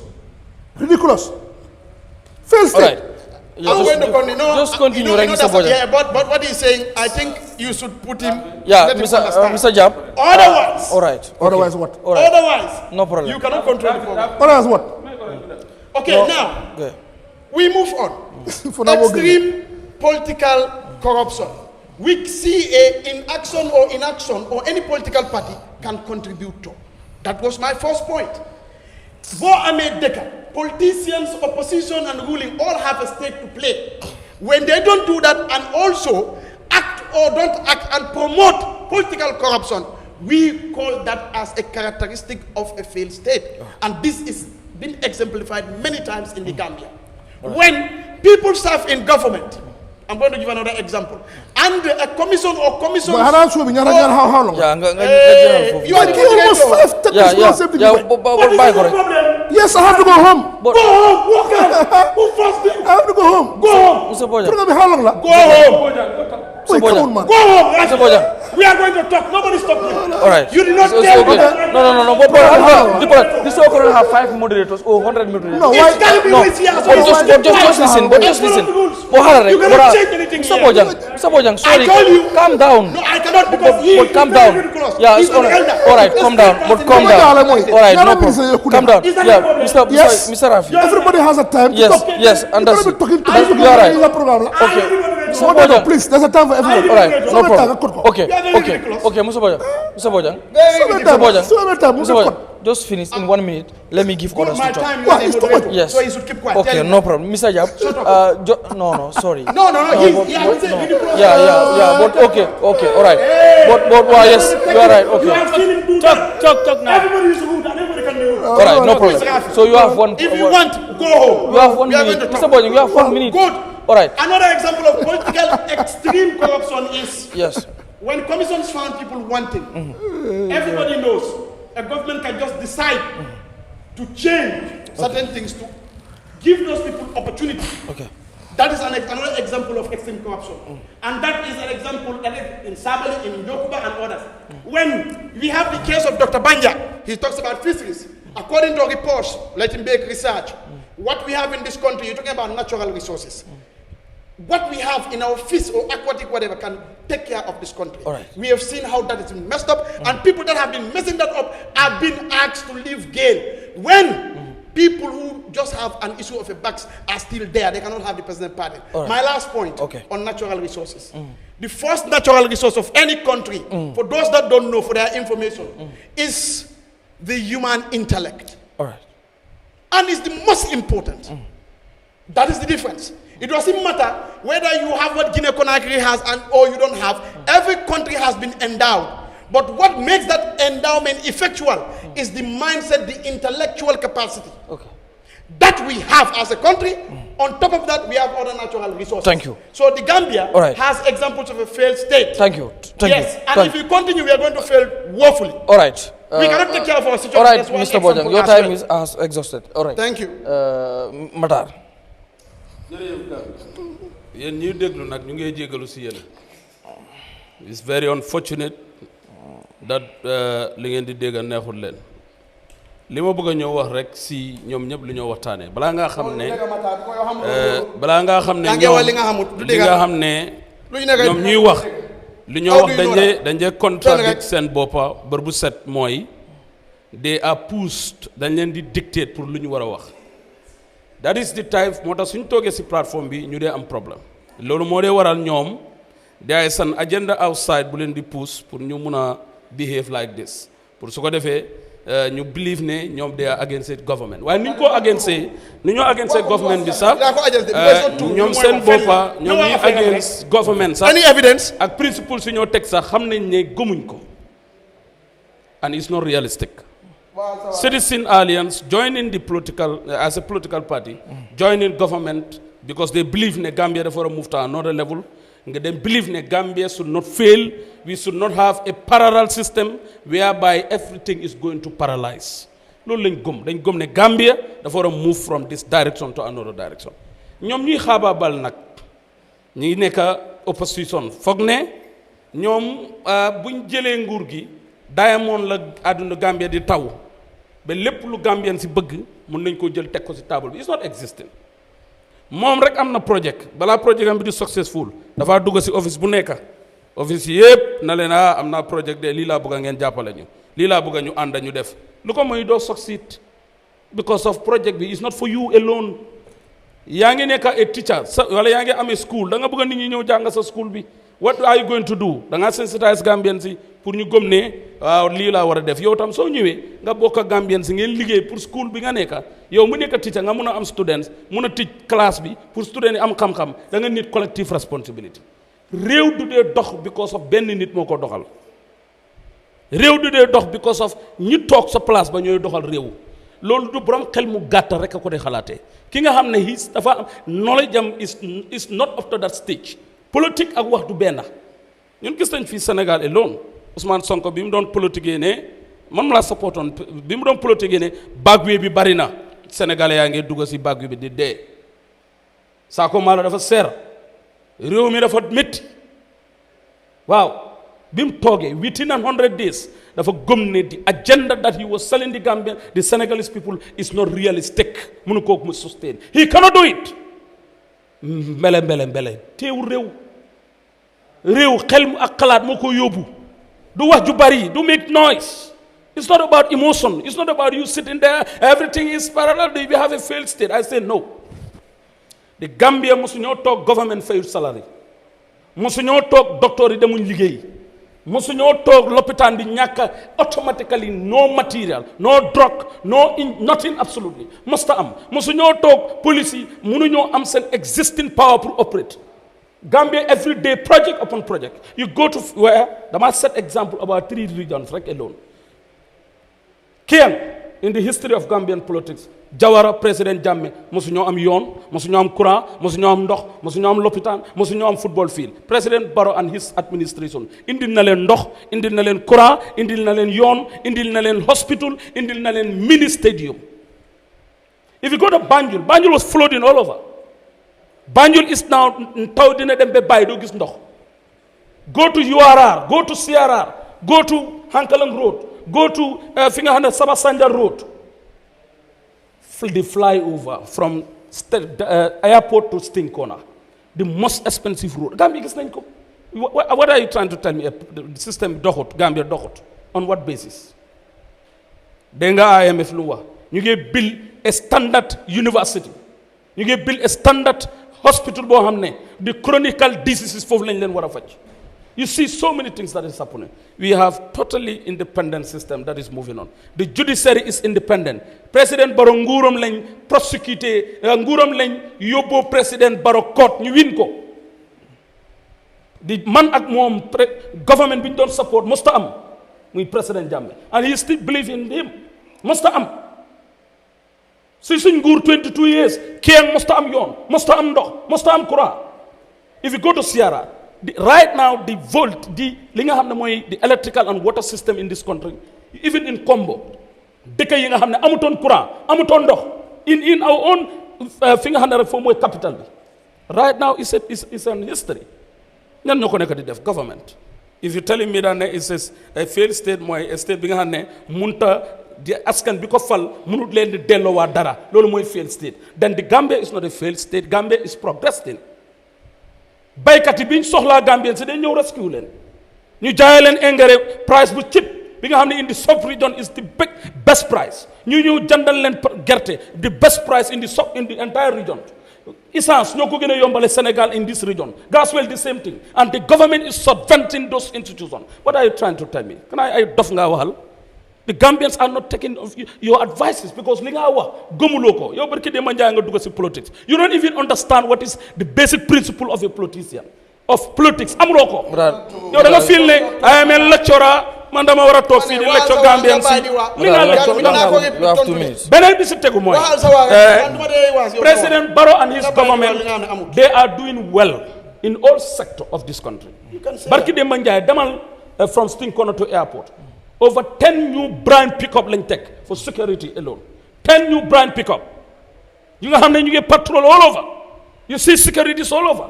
With the tension of this country, democracy be down. Now you nga xam ne they are influenced with so many things. ñu ngi ko control. They are trying their level best to make sure we have a government that is in place, a government of the people, for the people, by the people. Loolu mooy system. Nga am soxla nga dem to the National Assembly. Nga jox leen the liberty. The independence pour ñoom ñu operate because ñoom ñoo di lawmakers nga dem si judiciary is independent nga dem police they are independent all the system in this country and institutions nga jox leen seen TOR bàyyi leen ko ñuy operate that is the system that President Barrow and his government indi moom mu ngi benefit from it moo tax mu toog si plateforme bi tey di has di tànca di tuuma di jox lot of allegation to government and you are sitting you go home free nobody is going to arrest you nobody is going to take you that's a system that is in place. What are you trying to tell me? Thank you. All right. You cannot just come here to tell me that there is no system, the system is failed because you have the liberty to sit on platform. Okay. All right, madam. Thank you. Gambia is failed state. Thank you. You people are the failed ones because ngeen gëm ne yéen a waroon a toog si nguur gi. Thank you. toogu leen si nguur gi léegi ngeen bëgg a parallel si nguur gi sotti si suuf loolu Gambia. Madam, thank you. Sa time jam. All right. Nekk opposition rek. Thank you. balaa ngi ba kere bi ak Madam, sa time jam. All right. Opposition is not a problem. Thank you. No problem. Yeah. Continue being opposition. Mr. Jab, yes, let me go straight to because then we finish early on time. But fake it am do just 2 minutes like blah madam see yeah. The failed state is about breakdown of law and order. So a failed state, Sudan is a failed state at the moment. Failed state, the security breaks down that you cannot carry out development, right? Nitki munna dem, Basse, for example, attack a bank and then take everything for 2-3 days. No policeman is seen there. Well, that's an example of a failed state. I think, but government failure is not necessarily a failed state. We have government failure, right? Obviously, we should be concerned because there are things that happen. I'm not you there hell. I'm a failed state. Corruption, right? Economic failure, more in the failed states. It brings, insecurity, right? Muna in the civil disobedience, or it brings some kind of upheavals, military upheaval, etc. That can lead to a failure. And, one sign of a failure is when Suvegen, foreign countries started advising their nationals, avoid this country. Then you know that country is failing. So the position where we are, for now, we are very concerned as an opposition because extreme corruption can bring economic failure. And economic failure can bring a government failure, which can lead to a failed state. All right. Yeah. Thank you. Mr. Diab, just maybe 2 minutes. If you can go to the ci gaay lu ñu wax yëm laata ñuy ñëwaat ci suñu benen topic bi dama lay bàyyi rek jox la benn 2 minutes xeyna am na loo bëgg tontu ci suñu panélistes yi yenn kàddu yoo xam ne yëkkati nañ ko. waaw man xam nga dama nekk ni ko xam ne like even if CA is in coalition with government that doesn't mean ne dañ just dem foofu ak lu ñuy wax nice boppa nga xam ne da ngaa dugg rek soo gisee dara loo xam ne mu ngi rong sa doo wax because man na ma believe ne even sa jabar sax or sa best friend sax soo gisee muy def lu rong da nga ko war a take aside nga advice ko ne lii is not right so Kurang is an opposition but everything is uttered today I accept because I'm not saying that the country is perfect, we are far from it, but like I said, it's not a failed state. So I think it's also important in our politics, you don't give emotions out of it. Because at the end of the day, I think all of us, our intention is to move the country forward. Hejna Kurang, yon bu buga jar to achieve that is different from man yon bu buga jar. Why I believe his innermost intention as a politician is to make this country better. Man tamit, my innermost intention as a politician is to make this country a better country. So today ñun lolu mo nek suñ basic principles. I don't think saga hulo ak wax yu ñaaw war na nek ci politics.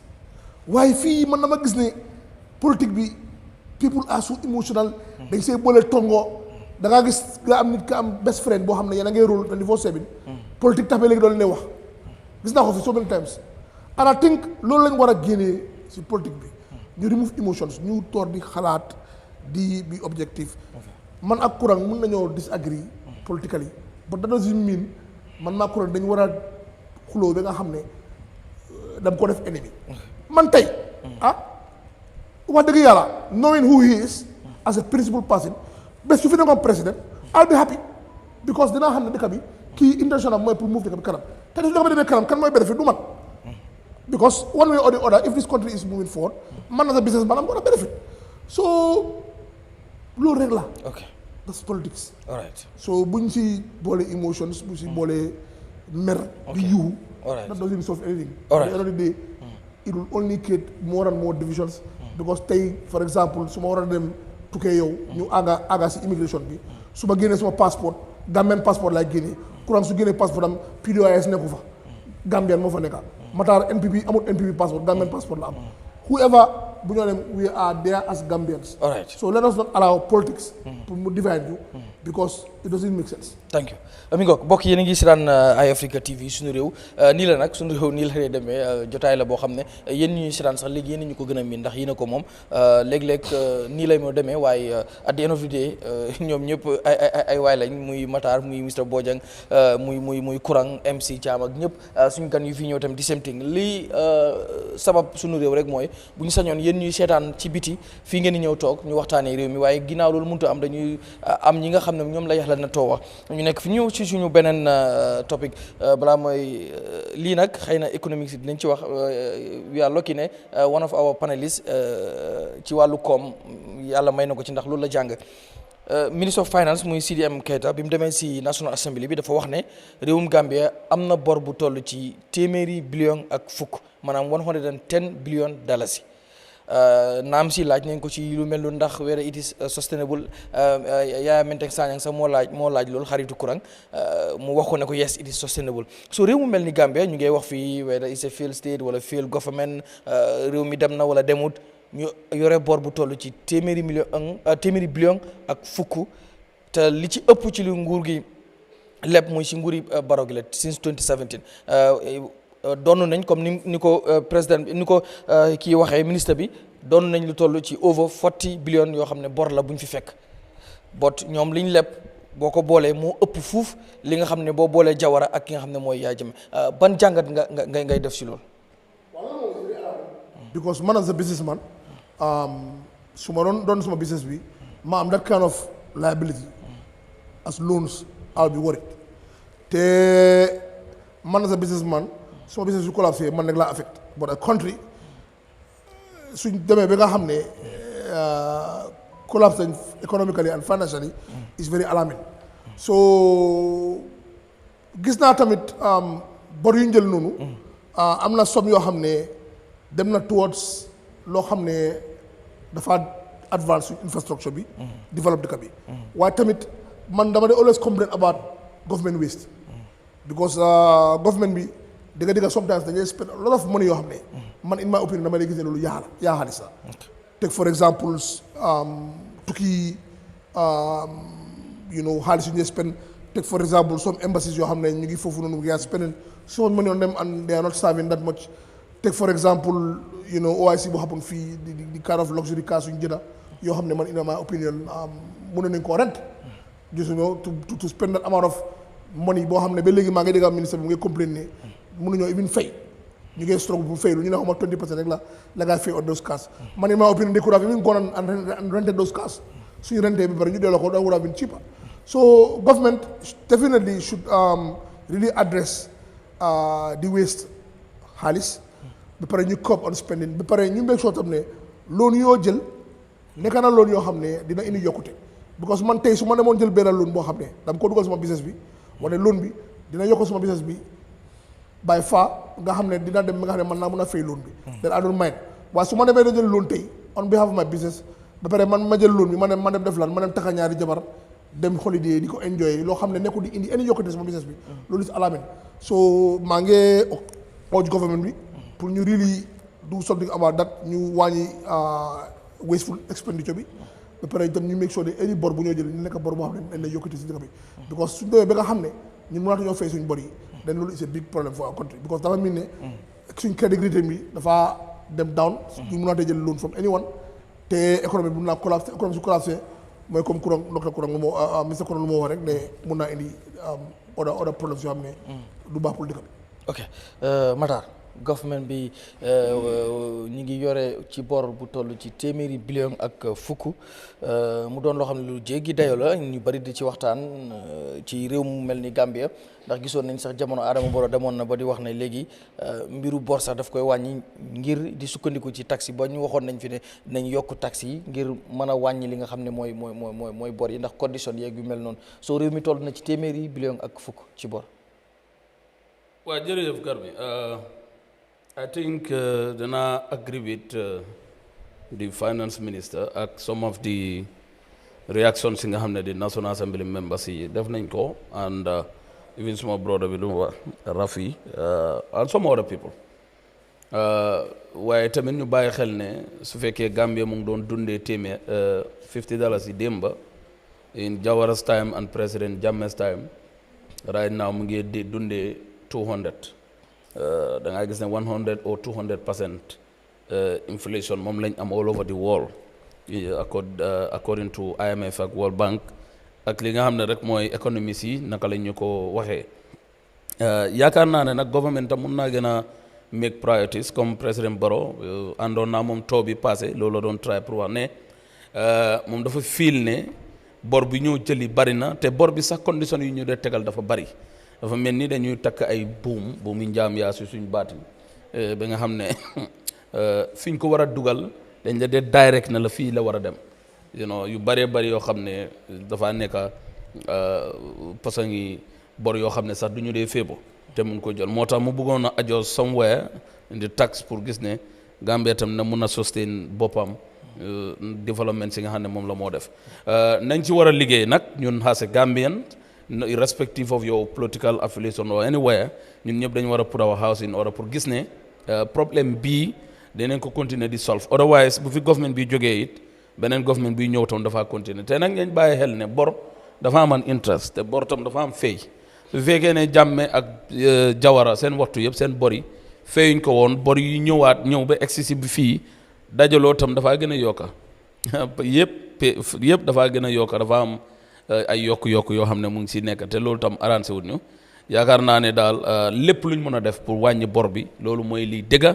lépp luñ mën a def tam pour wàññi unnecessary expenditures mooy dëgga government nag gis naa mu ngi si doon play a role mooy tukki yi unnecessary pare woon na ko wàññi te wax na ne wàññi na ko ak yeneen yoo xam ne def na wax na ko danaa agree with some of the people waxoon naa ko time bi ñu ooyee woon fii OIC sommet bi ñu ko ooyee woon fii ma ne OIC dama gis ne ñi ñuy oo bari na waaye tamit am na yenn expenditure yu ñu bëgg ak defar yoo xam ne yooyu du ëpp njëriñ si ñun waroon nañ ko mën a wàññi ba nga xam ne yooyu soo waroon a spend téeméer nga spend 50 loolu is gonna be important for us but notwithstanding Gambia is moving te amuñ koom-koom bu bari tam suñ économique suñ mineral resources suñ am tam bariwut wala suñ ko amee tam we are not making use of it properly ba nga xam ne government war naa mën a make lot of improvement on those sectors ba nga xam ne bor bi dafa gën a mën a wàññeeku waaye du yokk waaye nag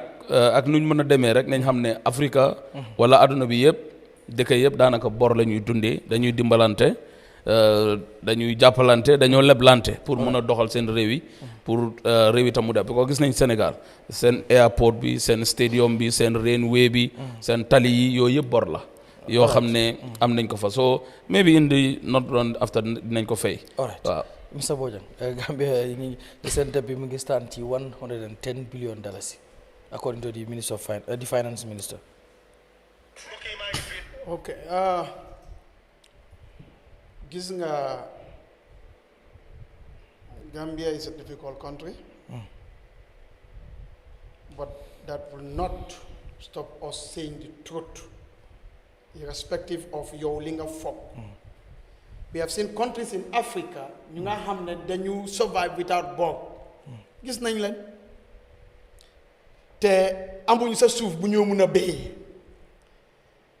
So boo wax nit ñi waxal li nga xam ne loolu mooy dëgg dama dee wax gis nga politiciens yu bari including ñu fi toog lii politique la yàlla waxul ne soo waxee lu nga xam ne jaaduwut du la si konti bo politique la du politique nañu xam dëgg bi politique mooy defar inu dëkk loolu mooy politique Any other definition apart from that, you are just saying what you want. But the second most important, in my opinion, apart from worshipping Allah, is serving humanity. And amut ninga muna def si aduna pour muna serve humanity lu opa nguur ak denkane buñ la jox nga delu ko comme niñ la define ñu ngi wax 110 Jawara ñaata la including Yahya Jammeh ñaata la won garmi dimbale ma. It's over 46. It's not up to 50. Yeah. So meaning we're talking about 60 something within 8 years. Is that sustainable? It is not. But the minister will of course tell you yes, it's sustainable. Why do they? You never know do they? Sooner tay yalla dina ñew woné dina wané ministre li nga wax du dégg. Because what is sustainability? It is not about nda yow mun nga ko. It's about yow mun nga ko sa doom yi dañu ñew mun ko ñoo sen set tamé mun ko. Lool moy sustainability. Ku ham sustainability na lool la wax. So it's not about this government. It's not about this government. It's about governments coming, generations coming. Man nak duma sega gala wa daga parce que man li man de wa lool lay wax man dama de wax ne ma nge dem def suma service to Allah, service to humanity. So duma tilif talaf di dogo yegina RAFFIE moma mag te xamna lu moma kora moma mag waye man tamet nak nekuma politicien buñ nek di wax man am also an independent individual. If you look at my point, you will see man duma de dogo ken because man xam nga lima go man goma sa man businessman la man dama gom ne man yalla moma bind te suma dund ci yalla la nekkal. So nekul business. I'm not on government payroll since 2021. As young as I am, 27, move now to my own house. So you cannot come and brag or say something about no. Man lima gom du lolu sa man lima gom moy yalla mo ñu bind te yalla mo ubbi sa jeme da nga am li nga lekka te man dega bi dina wax. That is why I told you nit bala muy febar daf day am science. You are talking about 100 billion and something as debt. Your businessman, is going to be worried parce que lolo is a liability. Lolo yokula, do yokote si yo. So 100 and something billion is not yokote si Gambia. Look, all of them agreed. The OIC cars was a misplaced priority. That government, you are joining it to what? To do what? Because we all know we can rent cars for 1 week, for 1 month, and we pay, it will be less cheaper. We have people dying in hospitals. We have places in this country where armed robbers will hit at least 2 times in a year. We know that. Our borders are not secure. We know that. Corruption is endemic here. Audit report is saying it. These are the characteristics of a failed state. No one can defend that. It doesn't mean that, okay, I said the Gambia has a failed state as in the way they are seeing it. But before anything happens, there are characteristics. If you fail in those characteristics, it means you have all what it takes to become a failed state. And that is the position in which we are. Okay. So that is our argument. Loan bi, nuñ ko jël boog nekkut li nga xam ne man mi Mr. Boy dinaa wax ne waruñ jël because lu tax nguur bi daf dee am yéene yu mu dee bëgg a def xëgg na comme munu ko foog mu dem keneen dimbale ko waaye buñ la dimbale wuñ la pour yow kenn nga jënda oto pour yow sa ministre ayo dañ la dimbale pour askan bi doom yu nga xam ne judaaguñ sax kon booy doxal loolu noonu da nga war a am xalaat ne war naa def li nga xam ne suma seti ñooñ sax seen doom suñ ñëwee dañoo gis njëriñ parce que dañoo bokk ci fay bi waaye oto yu ngeen de yëpp kaay xaar 5 years 6 years baro mu winaat for example or another government comes duñ ko dawalaat dañoo ceeñaat loolu is something that is alarming and we need to hit the head, the nail on the head. Right. Another thing. Wow. Yeah. We are a country. And let me tell you, governance is business. Ngu business la. Moy lan da fay uti profit. Profit moy lan saf nit ñi luñ buga. Gambia government, one of its role is joñu lañ de wax human security. Am liggéey bokk na ci. Kii depuis 19 what mu ne ñaanti nat liggéeyut ci nguur man mi nguy feruma keneen suñ nii ñu ngee dee lu tax ñu ngee dee because ñu ngee jël boog di ko dugal fu nga xam ne defaru kenn 12 million kaa nga dawal ko nga dugg si yooni Costa Road booy ñu ngee dee yow daala ñun mënuñu koo defar nga ne ñun duñu wax loolu noonu. Tell me, ask Gary, go to Labour Department, Ministry of Trade and Employment. How many Gambians, eligible Gambians, are there for job, and how many has the government given job to? In a year, how many?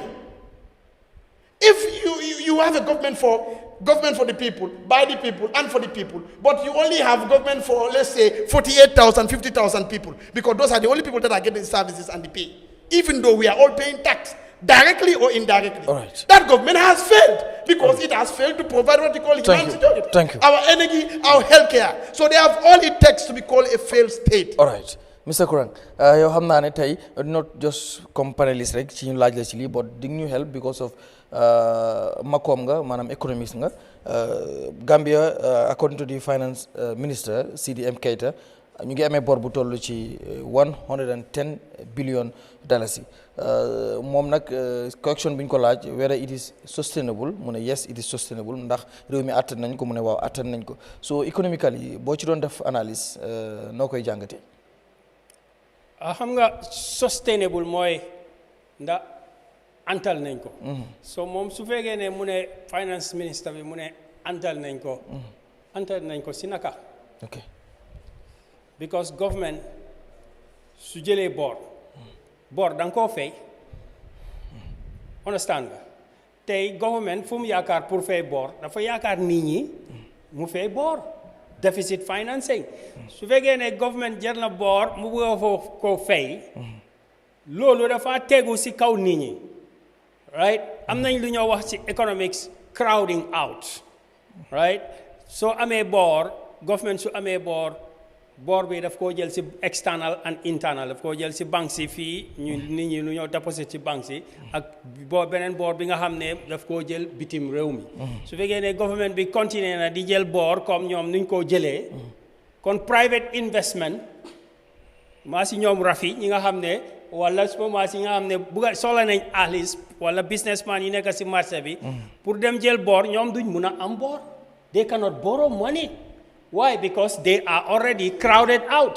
The interest rate the government dafa wara nekk di ko yokka pour any board bu mo su fekkee ne mu ngi yokka board bi dafa yokka interest rate bi pour board bi mu gën a attractive nit ñi leb ko xaalis so ci loolu nag interest bi xoolal Gambia rek soo demee si banque bi nga ne lebal leen ma xaalis ku leb xaalis Gambia bi nga invest ko ci meaningful investment within 1 year 2 years sa business dafa daanu because 20% 15% interest suñ la ko tegalee on a business nga dem jël restaurant nga jël leb xaalis dem nga ne da ngaa sampa restaurant wala da ngaa sampa néeg pour luwaas ko néeg bi banque bi daf koo mujjee jël mu jaay ko sa restaurant bi dañ koo mujjee jël ñu jaay ko sa business bi dañ koo mujjee jël ñu jaay ko so su fekkee ne nguur bi mu ngi leb di leb kon kenn lu lebaat no citizen can borrow money again because we are already crowded out tey su fekkee ne doomi réew mi mënuñoo leb ndig lu tax nguur bi moo nekk di leb kon dëkk bi du dem so what is sustainable there kon private businessman munta dem banque mu leb xaalis te fekk du daaneel business am kon private businessman bi du mun a expand business am bi du mun a yaatu boobu noonu su yaatutee xale yi duñ mun a am liggéey unemployment is going to increase so what is the sustainability is more and more unemployment moom lañ nekk di gis ni xale yaa ngi daw réew mi because amuñ liggéey kan mooy wàcca school 18 years dem ba 28 years amuloo liggéey bu am solo dangaa daw so the sustainability that the minister is talking about moom laa gisul te xam naa ne how is it sustainable su fekkee ne yow yaa ngi jël boor te yaa ngi spend boor bi nga xam ne RAFFIE moom ci boppam admit na ko fii without any any rationality right di jënd ay moto yu seer di tukki dégg naa ñu dem ca naka New York about 50-70 people moo jóg fii ñu ne dañoo dem New York per diem cars and fuel loolu is not good investment yaa ngi jël boor da nga ko war a dugal foo xam ne dafa jur waaye su fekkee ne nguur bi mu ngi jël boor di ko dugal foo xam ne di increase interest rates that brings a stagnation in the and how can you sustain an economy which is not growing parce que population bi kooku du am liggéey, right? So people are not getting jobs, unemployment is not increased, inflation ma déglu ko mu explainable spending is going to be sustainable. Daf ñoo indi more and more. Xëy na Matar su ñëwee dina ma wax how much. That's a lot of money. Te xaalis boobu noonu I see, do some fly over there or there and there. That does not justify $1 billion. All right. Thank you. Thank you mi ngo mbokki mi ngo kii yegg nañ ci daanaka ci cappaandawu programme bi mooy fu ñu ñëwee ci comment section Mr Diab programme bi dañ am segment boo xam ne mu ngi tudd di comment segment dañ dee xool sometimes the most attractive headlines si newspapers yi ñu choose for one wala two bu ñëwee ñu waxtaan ki foofu lañ yegg si nii yow laay njëkk a jox Hadi ñu ñëw ci NPP dañ wuutu muy Mohamed Dia mul mu ngi moo ne headline ci moo nekku noonu sax ngeen nekk di ko gis mu ne NPP denies Barrow other people lu tax ñu ne Dia moo tax ñu bëri daal ne loolu rumo wala tamit lu ñu wax ci mbir yi doo di administrative secretary weddi na ko nee na loolu amut article fadam di lawyer SUNU Dabo so nan ngay analyser this because ku xam politique dëgga soo gisee this ambition because and that requires a lot of attention to taxaw pour nekk president. So definitely I just saw that as something to just sell their papers or to just to get clicks online, but it's just laughable. And I didn't even pay attention to it because it's just utter nonsense. Okay, ñu gis comme suñu naataango yi di Fatou Network ñu report ko ne President Adama Barrow has threatened legal actions against the Voice newspaper over its report on Monday that he has chosen business tycoon Mohamed Dia as his successor for the 2026 presidential election. No, foog naa loolu is way. It's too much. I think things like this, nasa spokesman the party become rek, mu just deny ko rek, mu just wax. Yeah, te foog naa Voice tamit Voice dañ am seen source Voice waxuñ ne ñoom dañ am source bu leen ko jox maybe Voice waruñoo mën a am problème. No, dañu war a am freedom. Okay. If Mr. Bojang mun na taw fii wax lu ma wax, the against government, I loolu laa believe because of nit ki. Buguloon nekk ay yes man ku nekk everyday mu laa yes ay loolu baaxul sa nit. So government foog ñu am ñu leen a check ñu leen a against loolu I believe in that strongly. So if newspaper bi say things like that, I don't believe taking them to court is the solution. In my opinion, I believe they just have a statement to say whatever the position is the party, and then you move on. Because sometimes things like this, so they made that route. It even aggravates or even makes the topic so important. People will come right now. So can I know that seriously one out? I can guarantee you the next week can do what topic be. Why the moment they go to court, get them court, then that topic just keep going on and on again. And I think that distracts you from doing what you're supposed to do as a politician. Then gonna get focus the on. So I just think they should just let it fly. Okay. People nowadays they know been a learning people see to sell. It's tabloid. When they talk you accuse them of anything. Because human beings naturally tend to like rumors and bad news. That's how human beings are. So don't want to look positive. For example, so don't know nga ne RAFFIE DIAB dem na build na school join na students yi jënd na saaku malo ni am telling you xoolal nit sax duñ nga follow waaye tey soo reporté ne RAFFIE DIAB dama dem si airport bi ñu téye ak cocaine mu ngi travel dem England. It will be all over the news because that's how naturally people are. Moo tax soo even Facebook soo gisee lu tax they tend to push negative things because gis nañ ne loolu la nit yi day gën a react to so let them just ignore it and just move on. All right. Man, in my opinion. Yeah, comme sama co-panelist yi mun naa leen wooyee noonu sax xam ngeen nu muy demee si comment section bi each 3 minutes nga am du wax ba xaabaabal damaa ñëw si Matar comme NPP rumors bi amoon ci ne wala suñ naataango Voice newspaper ñu binda jëlee ci source maanaam ci baluwaay bu leen wax ne président Barrow dafa bëgg Mohamed Dia mu wutu ko weddi nañ loolu soo nan nga jàngatee li nga xam ne mooy mbir mi ba pare ñu teg ci just latest news bu ñu jot ci from Fatou Network suñu ay naataango ñuy xamal ne président Barrow mi ngi traité ne mun naa yóbbu ñi nga xam ne ñooy Voice newspaper ci yoon ci xibaar bi nga xam ne bind nañ ko. ñi gëm ne social media bi mun nañ ko use pour jaxase askan bi pour am seen profit ñooñu ba tey ñooy propaganda li ma advice mooy NPP the party that is ruling ñi nga xam ne ñoo leen di seen opponents yi most especially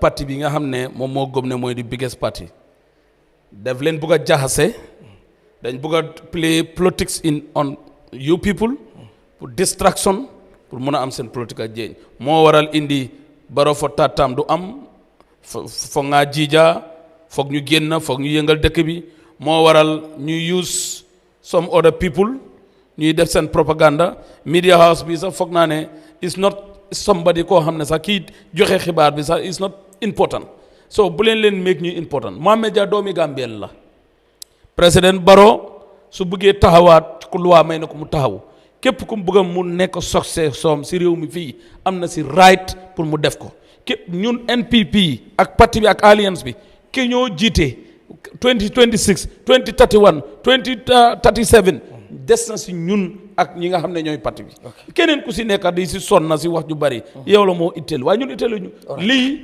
mu fut ñu parce que it's not sensible ñi ko wax sa xam nañ ñu gëmuñ ko propagande la ñoo def just look at one speech démba bu happen rek loolu xoola fan lañ ko trigger honorable minister bu joxe statement ñoom some of them ñu ngi propagande ne kooku sa successor la this is the strategy that they are using bu leen ko nangu NPP ñu fa nekk di make noise sax ñu nekk si biti di noise bu leen ko nangu Mohamed gisee situation comme am suñu naataango ay reporter yu report on Voice newspaper jëlee ko Fatou Network wax ñu ko mooy dàq ko ci sax ba yóbbul man déglu naa interview Kër Fatou ak Sidi déglu naa ko ba gis nañ fii ruumoo donc mujjee bi nekk na dégg the same camp de and so dégg parce que as far as Barrow's presidency is concerned and National People's Party is concerned this is what we always say there are patterns nit da nga dee mun a am as a party affaire am ba léegi wax bu am solo sa amu si but yooyu dañ la wax stealing money GPA audit reports and interest boobu mooy jàngat bi because man I cannot understand why you have action. Thank you. So you can now see. You have to be intelligent. Listen to him. No. Just listen. Wallahi, linga makes sense. President Barrow has an as a president. You're talking of his own government. This is individual. So you have President Barrow. This President Barrow. Sometimes this is not the truth. Come on. Sometimes you see and you nekk di seetaan boo jàng mi ngay wax bi nga wax dafa dëgg continue non xaaral amul continuer doo nekk nit ñi suñu wax nga dog leen fa loo xam ne ni tegaloo ko fen tamit non du ma ko mën a adresse because of yow su waxul lu make sense rek dama object. You should not do that. You should not do that. I shall not continue. You should respect everybody. Na continue garmi. But you should not do that matter. Naa ko def su ko waxaatee. All right. Demal.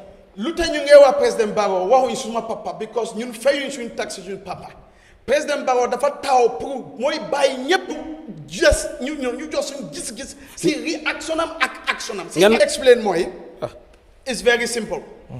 dégg la du dégg for me this should have not been even a ma gisee réaction bu nga xam ne you are coming sans you is it your personality. nooy analyser mbir mi yëpp si diggante Mohamed Jah am na ñuy wax nag ne rumors boo dégg am na tuut toq dëgg bu ci nekk because lu tax ñu tëb rek ne Mohamed Jah te am nañ lot of people ci parti bi but anyway ñoom weddi nañ ko soo nan ngay analyser situation bi in just 3 minutes because ñu ngi war a ñëw jeexal léegi.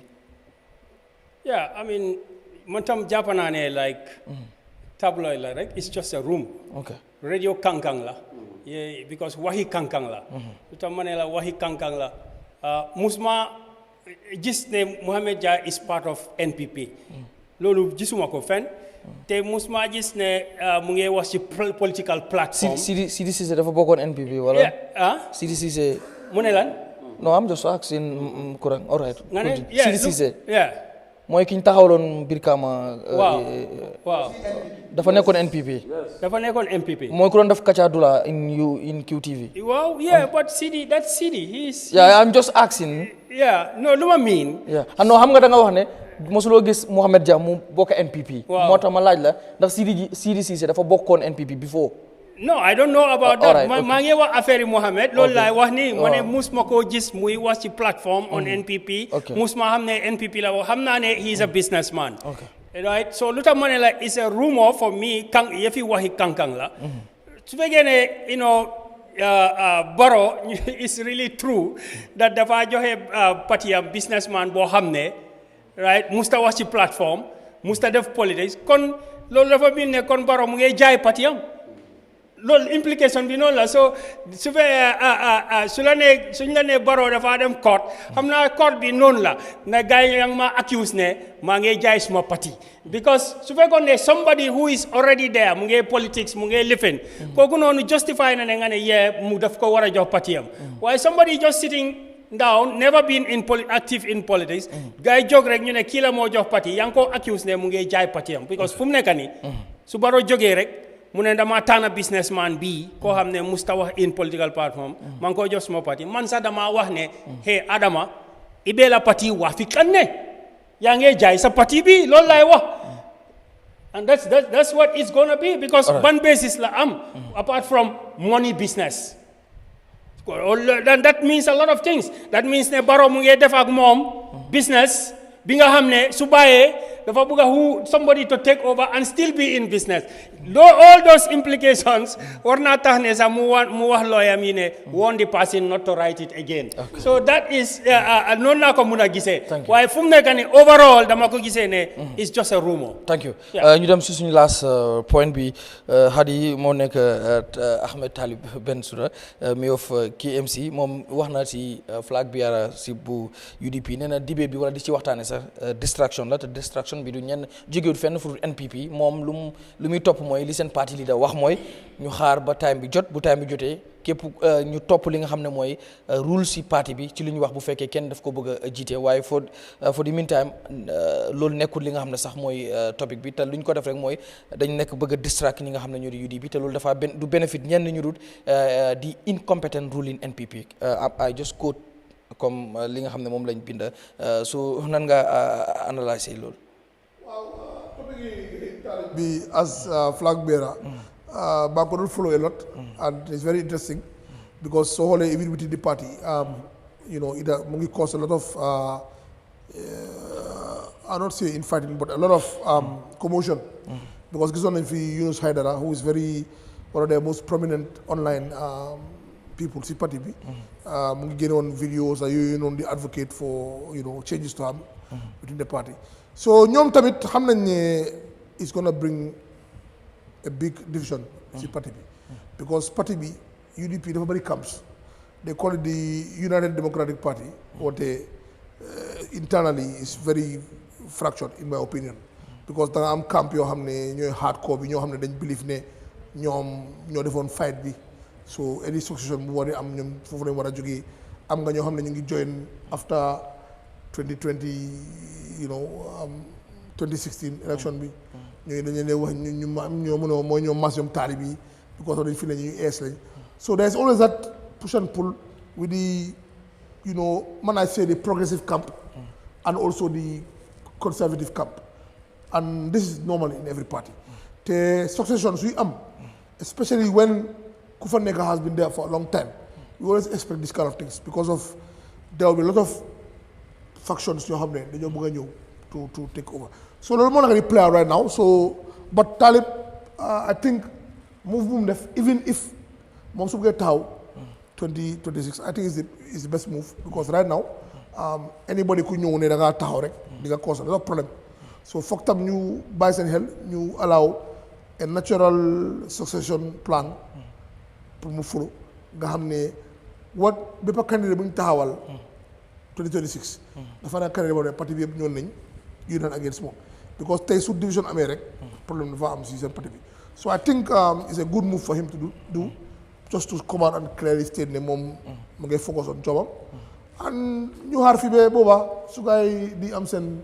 congrès bi di taxawal ku nekk because loolu dina am moom because duñ toog ne duñu am candidate foog ñu am benn candidate so but fi ba boobaa daal mooy loolu waaye it's a problem that they have in the party and there will come a time when they will have to face it because there is a camp boo xam ne is there to say ne old guard bi dañ war a step down ñu jox the new camp and there is also a camp boo xam ne ñun fa ñoo xam ne ñoom they want to stick to the old guard so lii foog mu am but let's see how it's going to turn out. Thank you. Mr. Bojang, so mbiru comme talib ci headlines yi moom mooy wax ne comme debate bi is just a distraction te du benefit ñenn ñu root NPP so moom lu muy topp mooy li parti bi santaane ba keroog ñu war a yegg fi nga xam ne foofu la ñu war a tànn kan moo koy nekk ni ki ni ko lawyer Ousainou Darboe sax waxee moom mi nga xam mooy parti leader bi.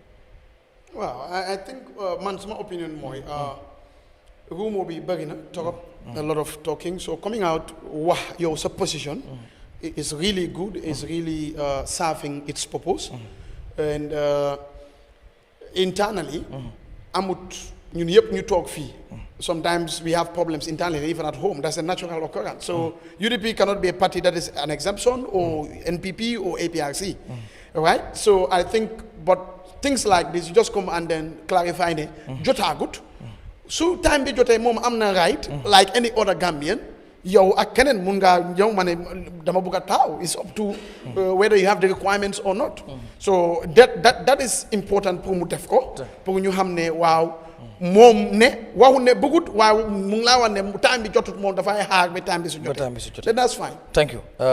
That's mature, you know. Yes Matar comme mbiru flag bi ñu bari ñu ci tudd taalib bi mu demee Sénégal bi mu fi wëree woon tamit yenn si gox yi ci réew mi fii yëpp wax ji bari na waaye moom wax na ne mosuta wax ne moom dafa bëgg a doon flag bi waxut ko publicly waxut ko privately te itam li parti bi santaane rule si parti yëpp dañ koo topp te li nga xam ne sax mooy debate distraction la te ñu mu benefit mooy ñi nga xam ne mooy di ruling incompetent NPP.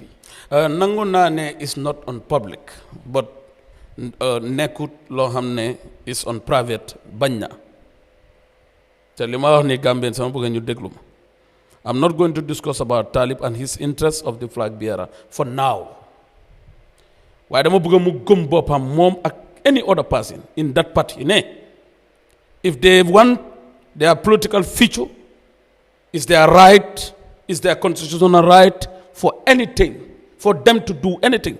For you contest, for you look for the flag bearer, for you form a political party, is their right.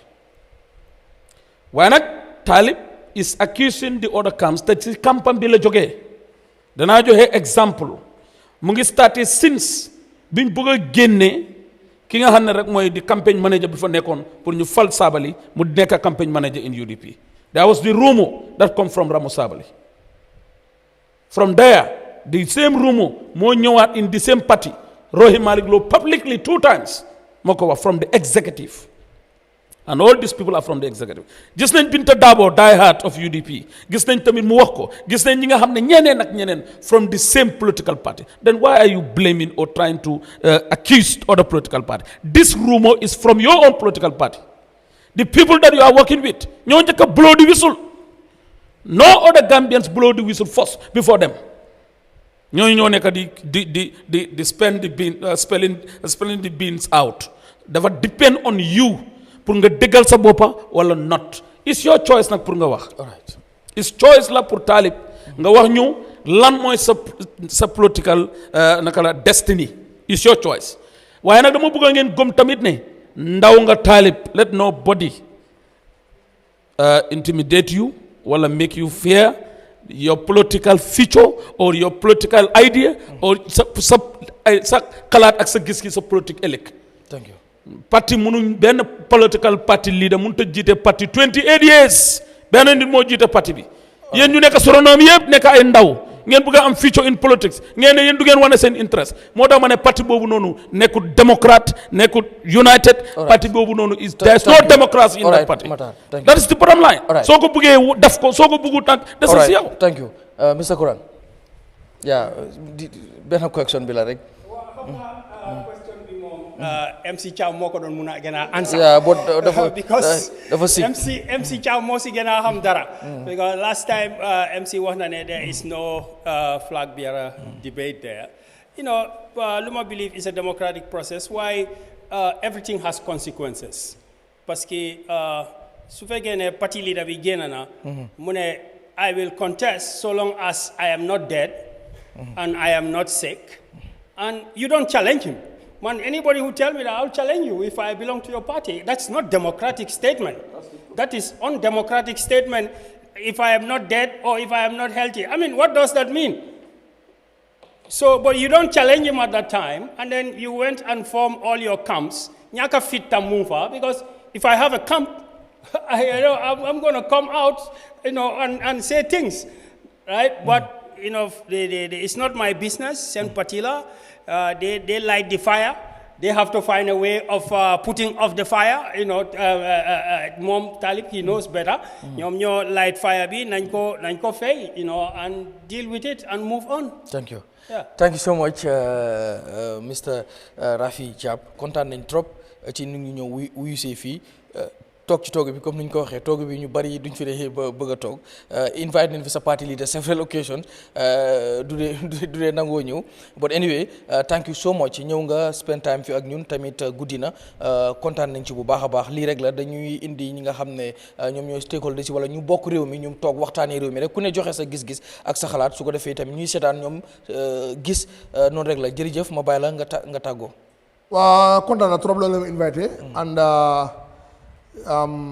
politics moo mel nii foog ñu nekk di waxtaan ak askan wi pour ñu mën leen a gars yi di xam luy seen rights ak lan lañ deserve to am from the government and man moom nekk naa nit koo xam ne I'm very confident in myself bu nga ma invite any platform su ma UDP orienté sax invite ma platform dama la toog foofu seen biir di waxtaan ak ñoom because I believe in what dama gëm lu ma gëm te xam naa ne good intention moom maa lead to do anything in terms of my life generally.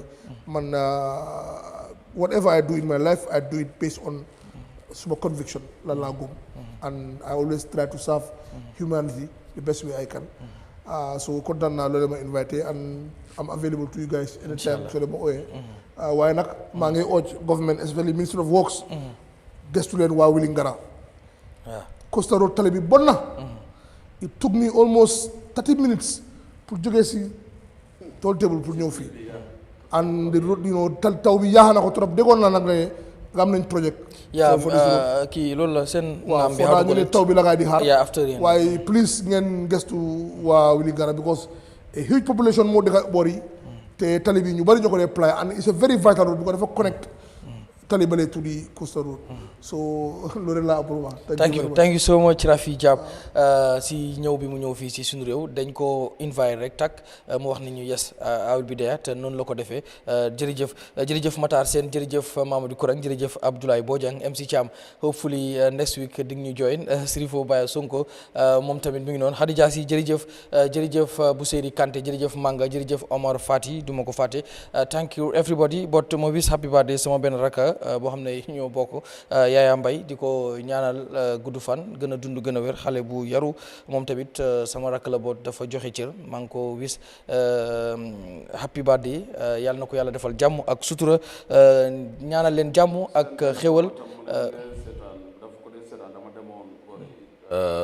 fële ñaame na mooy Pancang moo nekkoon di former chief Mr Mbaye mu ne mu ngi daf dee seetaan programme bi waxtu bu nekk su programme bi amee daf dee toog mu seetaan kon Mr Mbaye ñu ngi lay mooy mu ne moo nekk former chief fii naka la tuddati Pancang ok yow yaa ngi wax sama papa nga waaw mu ne waa seetaan programme ok maa ngi nangi nuyu kon suñ papa Malick Mbaye waaw chief of Upper Saloum di ko ñaanal di nuyu ñëpp Khadija Si jërëjëf jigéen ju mën góor mooy nekk si ginnaaw lii yëpp Mr Jabb thank you once again di jéggalu itam lépp loo xam ne xew na fi yéen ñuy seetaan xëy na mu ngeen jàpp waaye sunu réew moom nii la sometimes nga génn am ñu la wax dañ leen de seetaan de waaye waxal kii mu déglu waxal kale mu déglu sunu réew moo mel noonu tamit ndax different ideas ku nekk ak idea bi ngay am ku nekk ak gis-gis bu ngay am te sometimes nuñ koy joxee loolu rek la but at the end of the day ñoom ñëpp benn lañ bu min nañ ko sax waaye xëy na mu ngi noonu yaa jaa ngeen jëf ñu fanaan jàmm